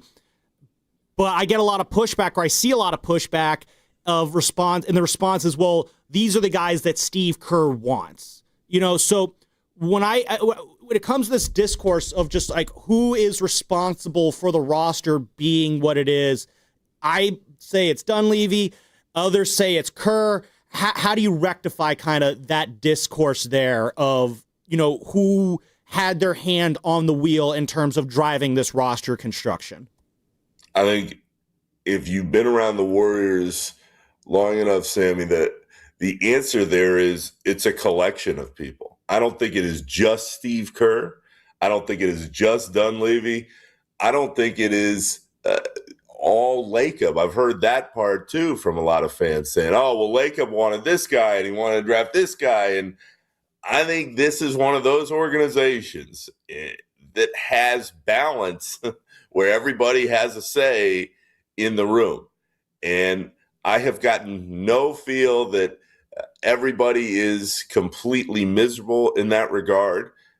And I will hold to what you just said, which is the reason that the Warriors are where they are this year is because once you start pulling the layers back behind Steph and Jimmy, the talent just is not where it needs to be. But, Sammy, this is where I would also remind everybody, the Warriors drafted James Wiseman. I mean, that was a collective organizational mistake. That was a big whiff. And if you don't think that that's part of why this team right now is having the problems that it is, I don't know what to tell you. If you get the number 2 pick, the number 2 pick is supposed to serve as a bridge for your team for the present and future, no matter what timeline or who else is on the roster. If you get the number 2 pick, you're supposed to hit and you're supposed to start rolling. And it just didn't happen. But to your question, I don't think it's just Kerr. I don't think it's Dunleavy. I think it's the collection of the front office and the coaching staff. And the 3 biggest voices in the room, at least over these last few years after Bob Myers left, are Joe Lacob, Dunleavy, and Kerr. And if you're trying to peel off blame to somebody, I think all 3 of those people have a part of that pie when you're trying to break down where it all goes in how the roster came together and who picked them. Odyssey NBA insider Nick Freidell joining us here on the River Islands guest line, also covers the Warriors for The Athletic. You mentioned James Wiseman there, obviously part of that draft. Anthony Edwards going number 1 overall to the Minnesota Timberwolves, Wiseman second. And then 3rd overall is a guy we're going to be seeing in a couple hours here in Charlotte, LaMelo Ball. Take us back to that draft, Nick. Not to say that like maybe LaMelo was never on the Warriors' radar like for the number 2 overall pick, but do you think like the organization like views it like obviously in hindsight it's always 2020. Like I think the guy to have was Anthony Edwards. I just don't think you were ever getting him because you didn't have the number 1 pick. But like, was there any like decisions like or people in the building saying, "Hey, LaMelo Ball, maybe we should be interested in that guy"? I think he was part of that initial conversation, Spadone, and certainly somebody they looked at. All I can tell you, I mean, now we're almost 6 years later. Crazy. Which is completely crazy. But the feel was Wiseman could be the guy. And the feel was Wiseman with his skill set, especially as a young big man in the league where they needed somebody like that, could come in and have an impact and could grow and develop. And they just flatly missed. I mean, that's what this is. I don't think it's even so much, LaMelo could have done this, and Edwards is awesome. I mean, to your point, the Timberwolves, they picked him. So, what could the Warriors have really done? All I can tell you is, again, with those 3 people, and this is more Bob Myers than Dunleavy, but Wiseman was the pick. And when they sat in that room, they thought Wiseman could be the guy. And that's why, for all the really, really good things that the Warriors have done, the front office, what's popping into my mind are all these second-round picks that they've been hitting on. Will Richard is the latest example. If you have a chance to land a top-tier player in the league, you just can't miss on those picks as badly as they missed. And they missed terribly, and it's really hurt them. And Steph's greatness has kind of masked the fact that draft went the way that it did. But that is just a huge, huge blemish on what is regularly held as one of the best front offices in the league. And to try and figure out all the layers and issues of what's going on now, Spadone, it points right back to that 2020 draft when we were all sitting there going, all right, which way are they going to go? And if they went with LaMelo, how much different would it have looked? It would have been better than what we've seen because he would have given you something more, or he would have gotten you something else in return. Halliburton, we know the success that he has had prior to that injury in Indy, and that was certainly somebody that people in the front office liked. But the decision was made, and the decision was made collectively. It goes back to the question before. This is a group that likes to have everybody in there and put the voices together. And the voices came out with Wiseman, and it was just the wrong pick, and it happens in the NBA. Last one, Nick, before we get you out of here, talk about high draft picks and whatnot. And that obviously makes us talk about tanking. And tanking is once again in the sights of the NBA. And last week, the NBA sent out some proposals they're doing to try and combat tanking.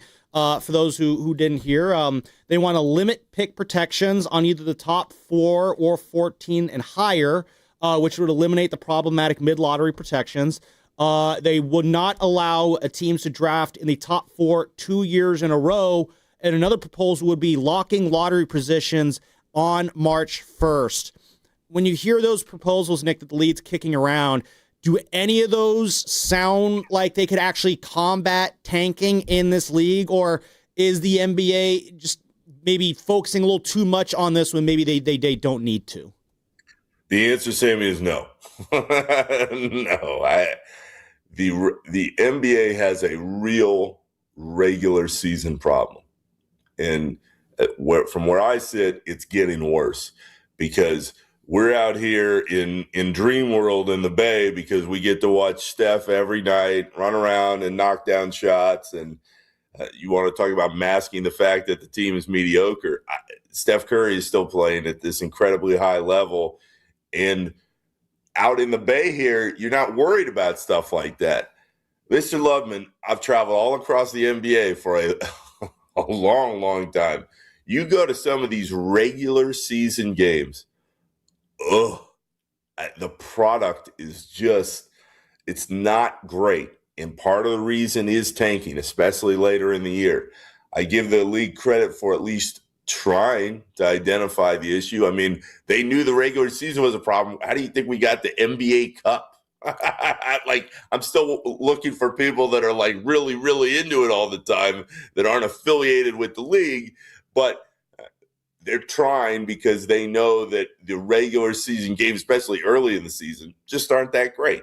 So maybe there's some kind of solution down the line that we're not seeing that they can find, but that's not going to change the larger issue. And the larger issue is, why are you, unless you are a diehard fan of, let's take the Warriors, because that's the team that we're all around all the time, why are you watching Jazz Pistons? Why, especially, would you watch Jazz Pistons in March when at least there's the idea that Utah wants a pick? They want as high pick as possible. They don't want to sit there and rack up wins for what? In a lost season. This has been a deterioration for years. It has been something that continues to build up in time. I don't see a solution from what you just said in those options there, but it goes to show you that the league is aware there's a problem. I think the much easier solution, but nobody wants to do it because of the money involved, is cut down the games. Would that be the cure-all that everybody would hope that it would be? We'll see. But with 82 games, you are bound for guys to sit out. You are bound for guys to not go as hard as they would all the time. And until that part changes, I don't think it's worth having a conversation about any of the other parts as well. Nick, great stuff. We appreciate it. Good luck to your Tampa Bay Buccaneers. Our boy Anthony Slater over at ESPN, isn't he a Dolphins fan? Was he talking a little smack last week to you? Slater knows that the Dolphins have been so bad all year, that you can talk and you can celebrate your team, and that's all well and good. But if your team isn't really that good, the words don't hold as much weight as they could. So, no. To Slater's credit, it was like, man, these are two really bad teams. I just cannot believe the downfall the Bucks have taken here in the second half. But like we started, there's still some hope. I don't think there's a lot of it, but the odds are not zero yet. And until they are, I'm not giving up on them. There you go. Shout out, Bob. You just need a little help. Thanks, Nick. We'll do it again next week. Happy New Year. Be safe tonight. Have some fun, man. Thank you, Nick. You got it. See you, buddy. There he goes. That was Odyssey Sports NBA insider Nick Freidell. Check out all of Odyssey's newest sports podcasts on Spotify or Apple Podcasts. Charlotte, North Carolina, I think there's some action there on a New Year's Eve. I mean, on a New Year's Eve, there's action everywhere, right? There's got to be some in Charlotte. Yeah, I've never been. I've been to Raleigh. I've been to the airport. Yeah, I've been to the airport. I've never been to Charlotte, North Carolina, though. That's where the Warriors are going to be playing in about an hour and 12 minutes. We got Warriors Live coming up in 12 minutes. And tune in for it because it's presented by Xfinity, your home court advantage. Brought to you by Xfinity. Watch all your favorite teams all in one place. Xfinity, imagine that. Carter, imagine Fast Five.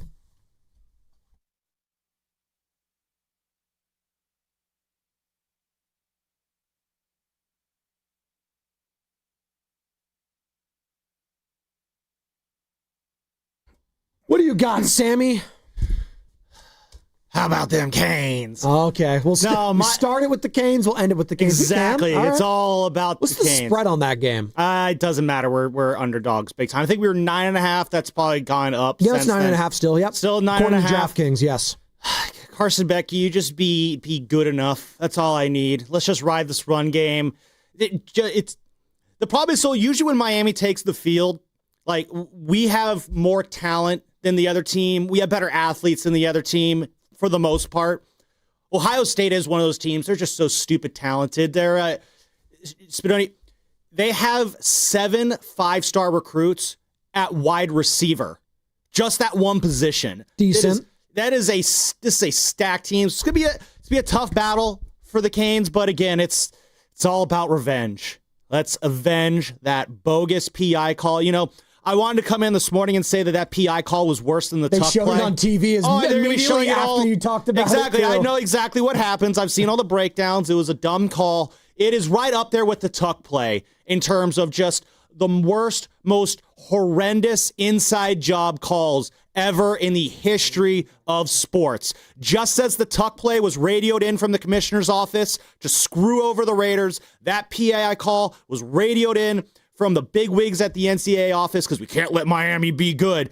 And it absolutely gutted that program the same way the tuck play gutted the Raiders. Whereas the Raiders, they have not been able to get that vengeance yet. Tonight, we close the book on that play for good. We keep saying, is Miami back? Is Miami back?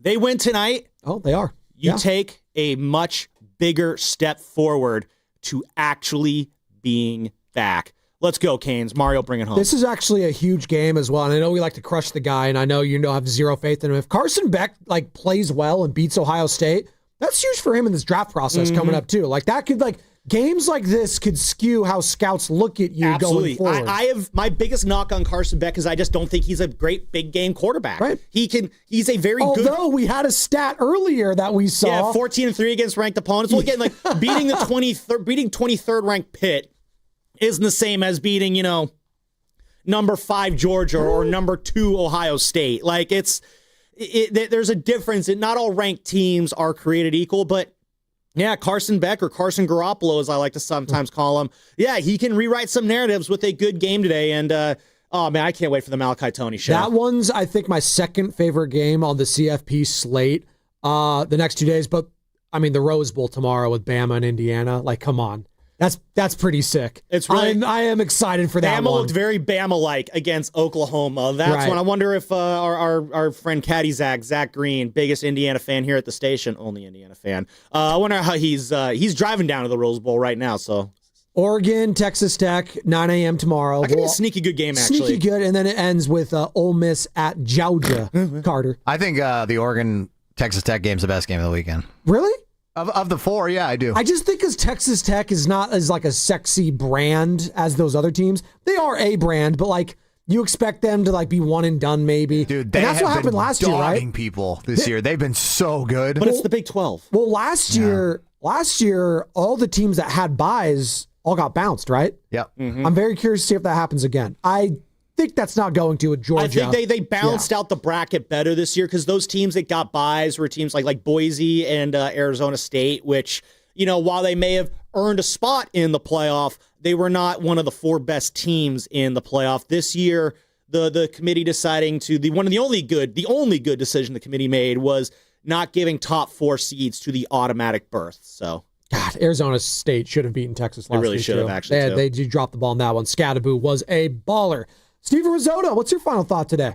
Yeah, just real quick, just to piggyback off what Jan and Mountain View said earlier. Happy New Year, everybody. And it's going to be it's one of those years where you just are not one of those years. One of those days where you just got to be safe on the road, guys. It is supposed to rain in the Bay Area. Drive safe, everybody. There are some crazy people out there that will get behind the wheel, so don't be one of them. And looking forward to a good week of football here with the Niners tomorrow. And thank God for this game today for the Warriors at 10 a.m. So we get out of here pretty early and enjoy the New Year's. Also, Sharks play at 1. Oh, there you go. Are we expecting a big Stephen Curry homecoming performance in his home state of North Carolina? I also want to point something out, which I don't know if you knew, Sam. Did you guys know that Cal basketball prior to yesterday was 12-1? They lost to Louisville. Really? They got 12-1. They got popped yesterday by Louisville, but maybe they'll be contenders in the ACC. Who knows? That's a good conference for basketball, as we know. That's what I'm saying. So there you go. Good conference for football, too, when you got Miami leading the way, right, Sammy?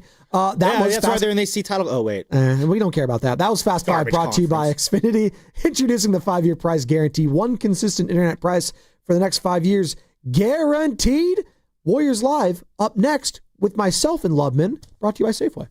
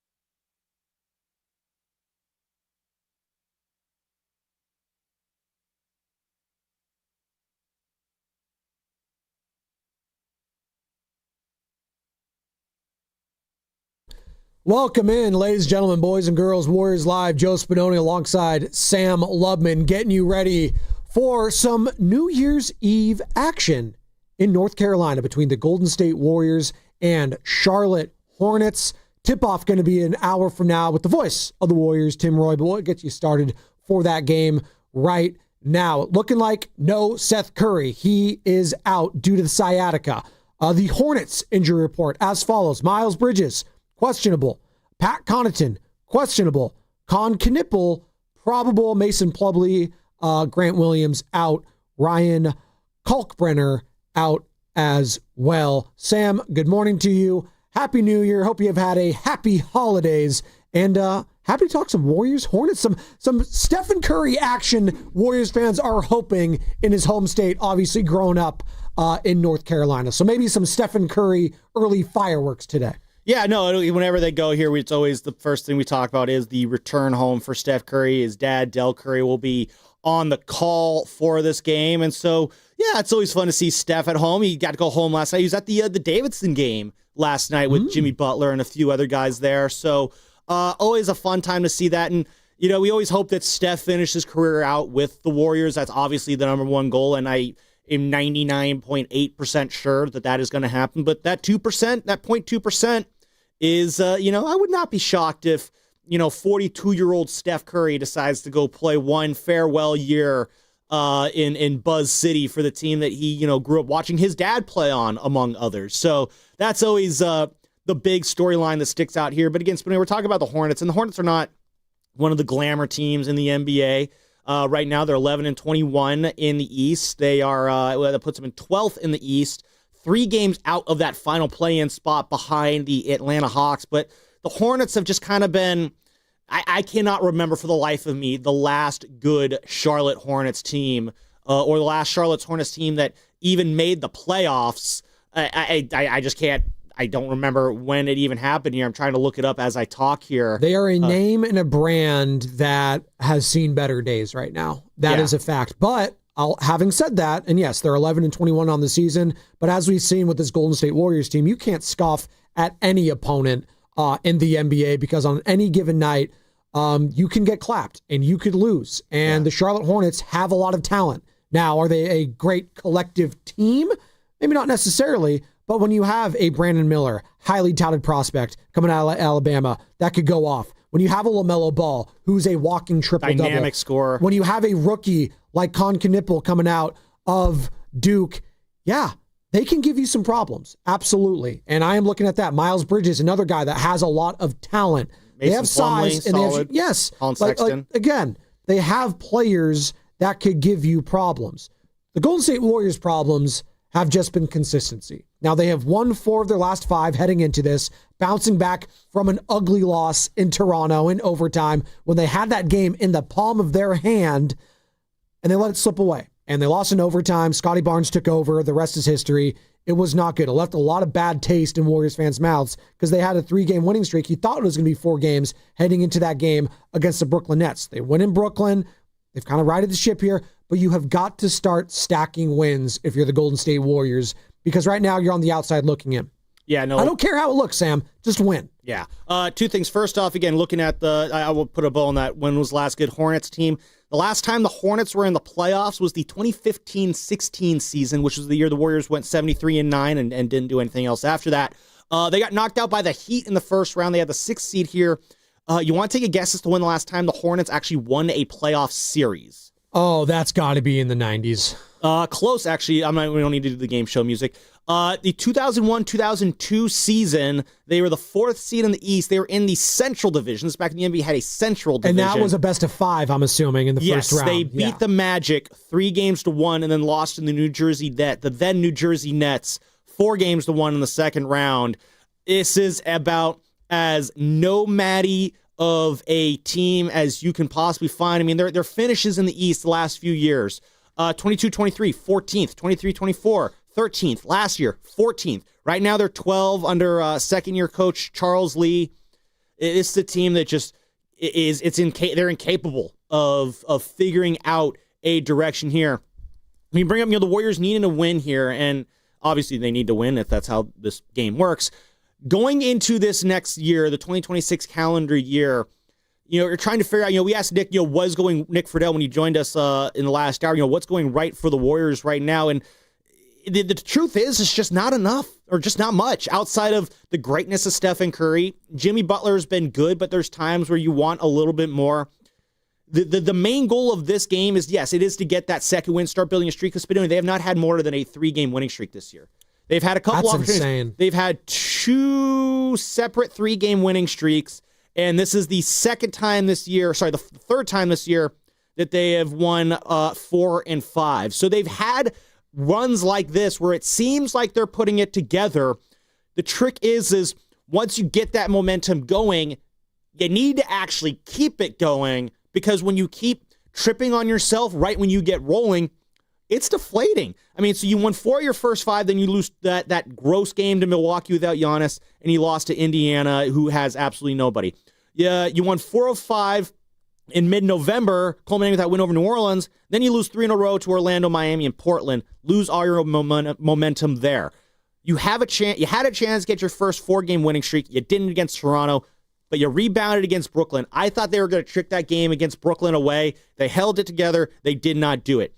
You have a chance to start, stacking more wins. It's going to be tough with OKC coming to town on Friday. So I don't know if you're going to get that first, 4-game winning streak anytime soon. You're probably going to have to wait till that second week of January when they play Utah, the Clippers, the Bucks, and the Kings. That might be your best chance to get that first 4-game winning streak. But you need positive momentum going into 2026. As Nick Freidell said, this team, he feels like it's teetering. Steve Kerr is taking the blame for things he does not need to take the blame for because of how this season is teetering.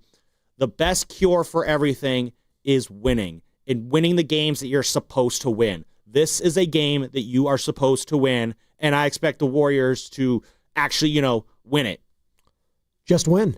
Warriors Live is presented by Xfinity, your home court advantage. Brought to you by Xfinity. Watch all your favorite teams all in one place. Xfinity. Imagine that. Which leads us now to today's injury report, which is brought to you by Boxer & Gerson, Northern California's premier workers' compensation law firm, helping injured workers get their lives back for over 40 years. For more info, visit boxerlaw.com. And for the Warriors, Seth Curry, I got to make sure my pronunciation is correct there. Seth Curry is out with a sciatic nerve irritation. And for the Hornets, Miles Bridges is a game-time decision with an ankle injury. So we'll continue to monitor that for the next 40-plus minutes, all the way up to game time, top of the hour, where Tim Roy will be on the call right here on 95.7 The Game. And you mentioned Steve Kerr.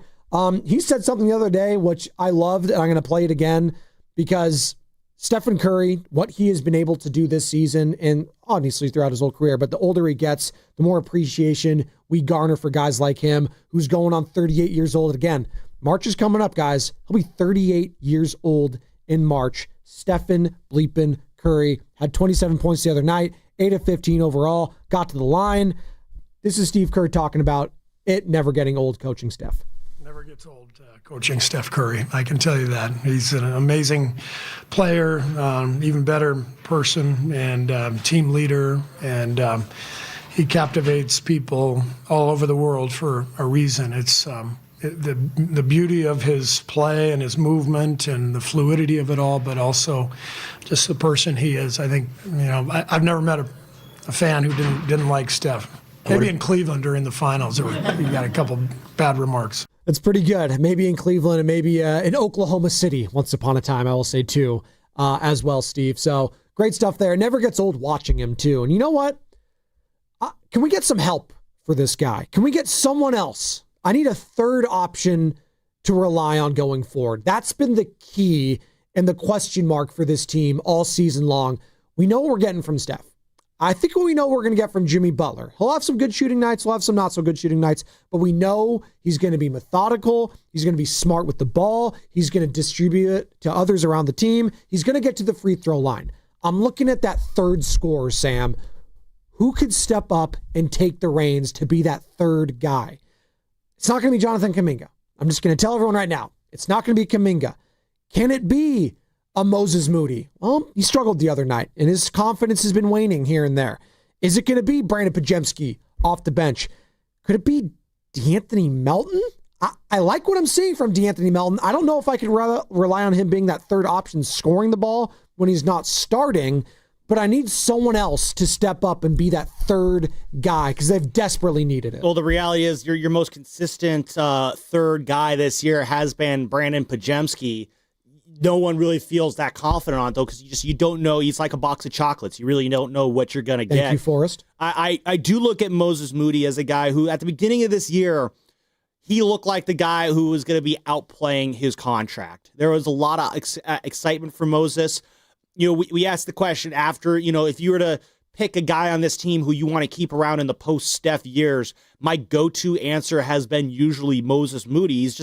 I don't think he's an all-star player or anything like that. He won't be on any all-NBA teams, but he is a guy that I think you could put in the starting lineup and get positive contributions from. He is going to be better than most nights than not. That's just not really been the case, though, much of late. I like that Kerr's been trying him in the starting lineup. I like that Kerr is hopefully sticking with this starting lineup here. The lineups have not been announced just yet, but I do like that Kerr is sticking with this lineup. The starting lineup, it is getting wins. But, yeah, I'm looking at Moses Moody. Can you be that guy today that kind of adds that extra scoring punch because it's just it needs to be somebody at this point, and I just don't think Pods is overall consistent enough to where you're looking at him coming off the bench like, all right, you're that dude. I'm looking at Moses Moody right now, and he hit that run last year, and when we had that set lineup, when we knew it was going to be Jimmy, Steph, Draymond, Moses, Pods, and they started off so hot, and they were just pedal to the metal. They needed to dig themselves out of a long hole. They did it. They got so close to being a playoff team, still was a play-in team, but they got a first-round series. They won that series.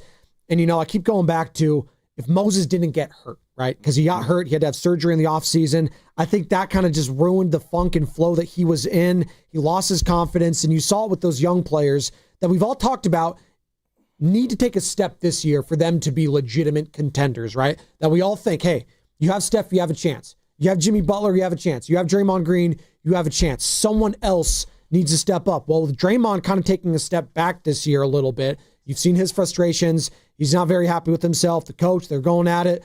Someone else desperately needs to step up. And if it's not going to be Jonathan Kuminga that has the talent, but clearly, there's a disconnect there, whether it's the coach, whether it's him, doesn't matter. There is a disconnect.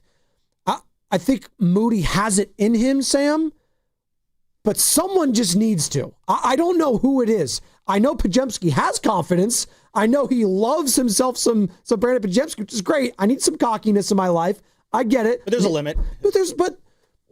I need someone else. It's not Buddy Hield. It's not going to be Guy Santos. It's not going to be Quentin Post. Someone needs to step up. And, God bless the rookie Will Richard, who has been a breath of fresh air this season. And I love what I'm seeing, the confidence from the rook. Just keep playing him. Keep giving him minutes. He's going to get more and more confident. He plays hard defensively. He's got confidence in his three-point shot. More of Will Richard in my life. I will be very happy. And you know what? Sneakily, I think we're seeing the best version of DeAnthony Melton so far in a Golden State Warriors uniform. I love what I'm seeing from the Melt man. Oh, absolutely. He was a guy, again, we didn't really see a whole lot of him last year. No. I have no memory of him. I know he was on the team last year. 6 games, I want to say. Something like that. It was before the ACL injury. He really was just a meteorite, and just how he just kind of came in, burnt out right away, and and how he got hurt. I heard on the broadcast, Fitz was calling him Mr. Do Something. He does. He's out there. He is everything he does out there. It seems like the right move, the positive move. He is just exactly what you want in a solid role player. Just a solid player, a guy you can depend on. I'm not putting a massive load on him to carry in terms of, can you be a guy who bails his team out of a tough situation? But he's a guy who absolutely has become a mainstay in the rotation. And that's the other thing I think we need to keep looking for in this game is Kerr going to stay consistent with the rotations? This whole of playing everybody right now I think part of it is he wants to limit minutes and give guys a little bit of extra rest. You have to do that when, over half of your team is north of 33. That's part of the reason why he gets him involved, but just go with something consistent. Whether you're going to have hiccups. You're going to have bumps in the road. No lineup, no set of rotations for the most part, unless you're a team like the Thunder or, the Pistons or the Celtics, teams that are just so fully established in what they have. For the most part, most NBA teams, no matter what starting lineup you have, no matter what kind of rotation you have, you're going to have hiccups. You're going to have ebbs and flows. And I think the biggest issue a lot of fans have with Steve Kerr this year is the minute things get bumpy with a lineup or the minute things get bumpy with the rotations, it's let's just go back to throwing stuff at the wall and seeing what works. We saw it the other night when Guy Santos was playing almost the entire first quarter. I think he played 8 minutes in that first quarter. It was just like, this isn't something that happens very often. Why are we just throwing Guy Santos out there to stand around and do absolutely nothing? Pick a rotation, stick with it, and just live with it for a couple of weeks. Maybe that changes after the Kuminga trade, and we'll have a new look team for the Warriors. But until then, pick a road and just go down it. Warriors Live is presented by Xfinity, your home court advantage brought to you by Xfinity. Watch all your favorite teams all in one place. Xfinity, imagine that. I'm looking at today's matchup. It's weird. It's always weird seeing a basketball game early morning at 10 a.m. on the West Coast. Like never happens. So it's almost like new for everyone here as they're going to be watching some college sports today, some college football, right? Sam Lubman, if you don't know, big Miami Hurricanes fan, pulling for his Canes tonight against the defending champion Ohio State Buckeyes. But I'm looking at this game in less than an hour now in Charlotte. The Charlotte Hornets, just like the Warriors, very 3-point heavy. The Warriors are leading the NBA in 3-point attempts per game, Sam. 43.7, which is insane. Wow. But close behind them, the Charlotte Hornets are also a top 10 team when it comes to 3-point attempts. They're at 41.1. So, yeah, get ready for a lot of three-pointers. Spoiler alert, when you have Stephen Curry, LaMelo Ball, amongst others, a lot of 3-point attempts in this one. So, yeah. You mentioned D'Anthony Melton.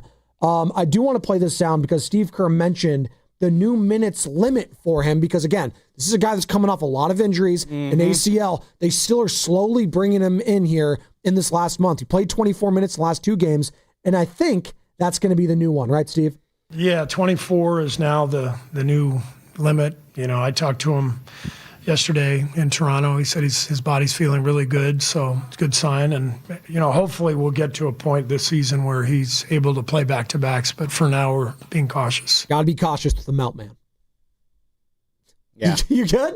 No, I absolutely agree with you. Again, it's just I'm looking at the shooting stats here. Again, you talk about the three-point shooting there for these two teams. Yes, both of them like to let it fly from three. Hornets pretty good from three. The big difference in this game, though, looking like is, when it comes to shooting at least, is how you handle the two-point shooting. The Warriors are in the middle of the pack when it comes to shooting two-pointers, around 54%.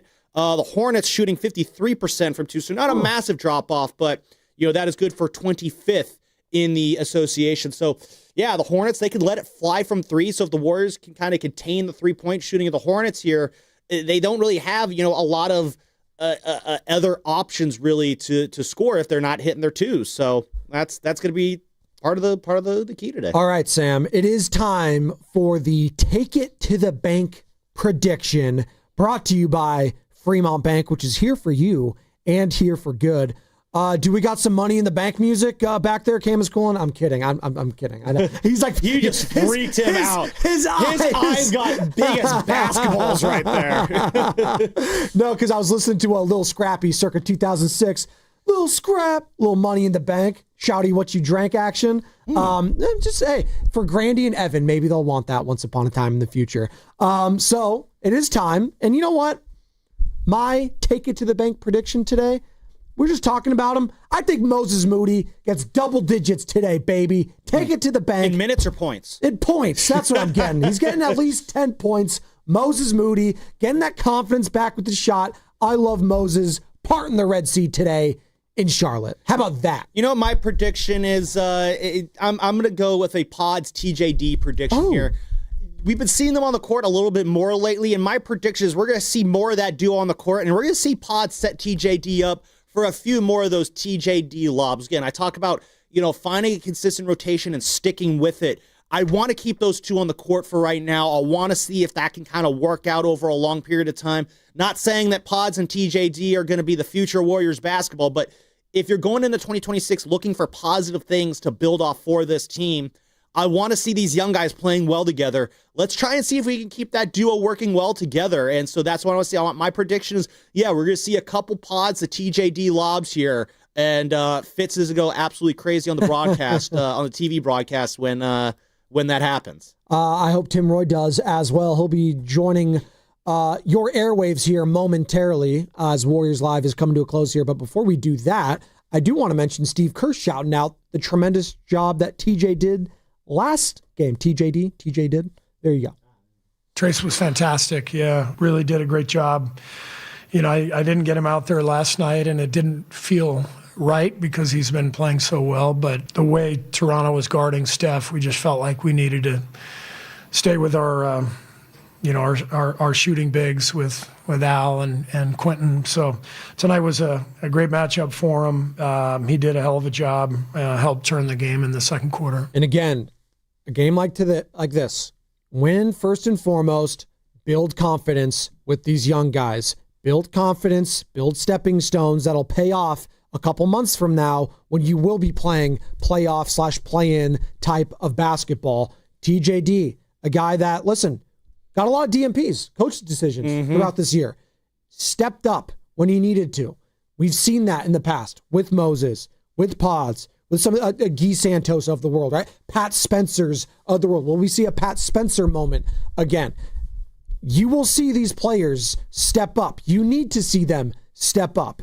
That's why getting DeAnthony Melton back is huge. A veteran player that is used to playing heavy minutes, that gets more comfortable in this system, playing alongside Stephen Curry, Jimmy Butler, Draymond Green, quite frankly. I'm looking for him to bounce back too, what has been a rocky, to say the least, couple weeks for him. Yeah. And one more request before we get out of here as we wrap up the show. Can we not have a clutch game? Can we end this game like midway through the fourth? These clutch games have not been going well for the Warriors. This is a team you should be burying. So let's win this game the way the Warriors are supposed to. They should not be burying anyone. The Golden State Warriors have not earned that this season. Well, you know what? Just win. Just win, and I want a convincing win. No clutch time. That's my request. Well, you'll get nothing and like it. How about that? As I go Judge Smales Caddyshack on you, Sam. That's Sam Lubman. I'm Joe Spadoni. That was Warriors Live, presented by Xfinity, your home court advantage, brought to you by Xfinity. Watch all your favorite teams all in one place. Xfinity, imagine that. I do have a PSA before we hit the break. Please be safe. All right? It's going to be slick and wet here in the Bay Area, and wherever you're listening and watching the game, please be safe tonight for New Year's Eve. Have some fun, but again, just be smart. And as Ryan Covey used to say on these airways once upon a time, just be good to each other as well. Merry Christmas, Happy Hanukkah, Kwanzaa, and have a Happy New Year. Warriors next. Ready for your next adventure? Welcome to San Francisco International Airport, your getaway to the world. With over 130 nonstop destinations worldwide, SFO offers seamless travel experiences, stunning art installations, and delicious dining options. Whether you're flying for business or pleasure, our state-of-the-art facilities make your journey smoother than ever. Don't forget to explore our unique shops and local flavors. Pack your bags and take off from San Francisco International Airport. SFO, your adventure awaits. Hey, what's up, flies? This is David Spade. Dana Carvey. Look, I know we never actually left, but I'll just say it. We are back with another season of Fly on the Wall. Every episode, including ones with guests, will now be on video. Every Thursday, you'll hear us and see us chatting with big-name celebrities. And every Monday, you're stuck with just me and Dana. We react to news, what's trending, viral clips. Follow and listen to Fly on the Wall everywhere you get your podcasts. Xfinity is the network you can rely on. Like a close friend who will give it to you straight. The friend who will tell you that new haircut, it's not great. Friends make sure friends get good haircuts. And Xfinity makes sure you get a good deal on Wi-Fi. Xfinity gives you reliable fiber-powered Wi-Fi at our best price. This holiday season through January 4th, get gig speed Wi-Fi for just $50 a month for 5 whole years. No strings, no commitments. Just super fast, reliable gig speed Wi-Fi with our best equipment and unlimited data included. Save yourself from questionable decisions and save over Verizon and AT&T. Xfinity. Imagine that. Restrictions apply. Requires paperless billing and autopay with stored bank account. Taxes and fees extra. Xfinity Internet powered by fiber and connected to premises by coaxial cable. Actual speeds vary. We've all been there. Sleepless nights, mind racing, wondering if your business's security service is really protecting what matters. At Bay Alarm, we can put your security insecurities to bed. Video security, burglar alarms, fire alarms, access control, 24/7 monitoring, and more. Our advanced technology and personalized support ensure you can rest easy, knowing we're here for you, your people, and your business. Visit bayalarm.com to talk to a local security expert. Bay Alarm, we got you. The Golden State Warriors are back, and there's nothing more refreshing than an ice-cold Surfside to enjoy while you cheer on your Warriors. Surfside is only 100 calories, 2 grams of sugar, and 0 bubbles. That's right, no carbonation, so it's easy to sip and enjoy. It's not a seltzer, it's Surfside, proud partner of the Golden State Warriors. Sold in arena and at bars, restaurants, and stores near you. Must be 21. Please drink responsibly.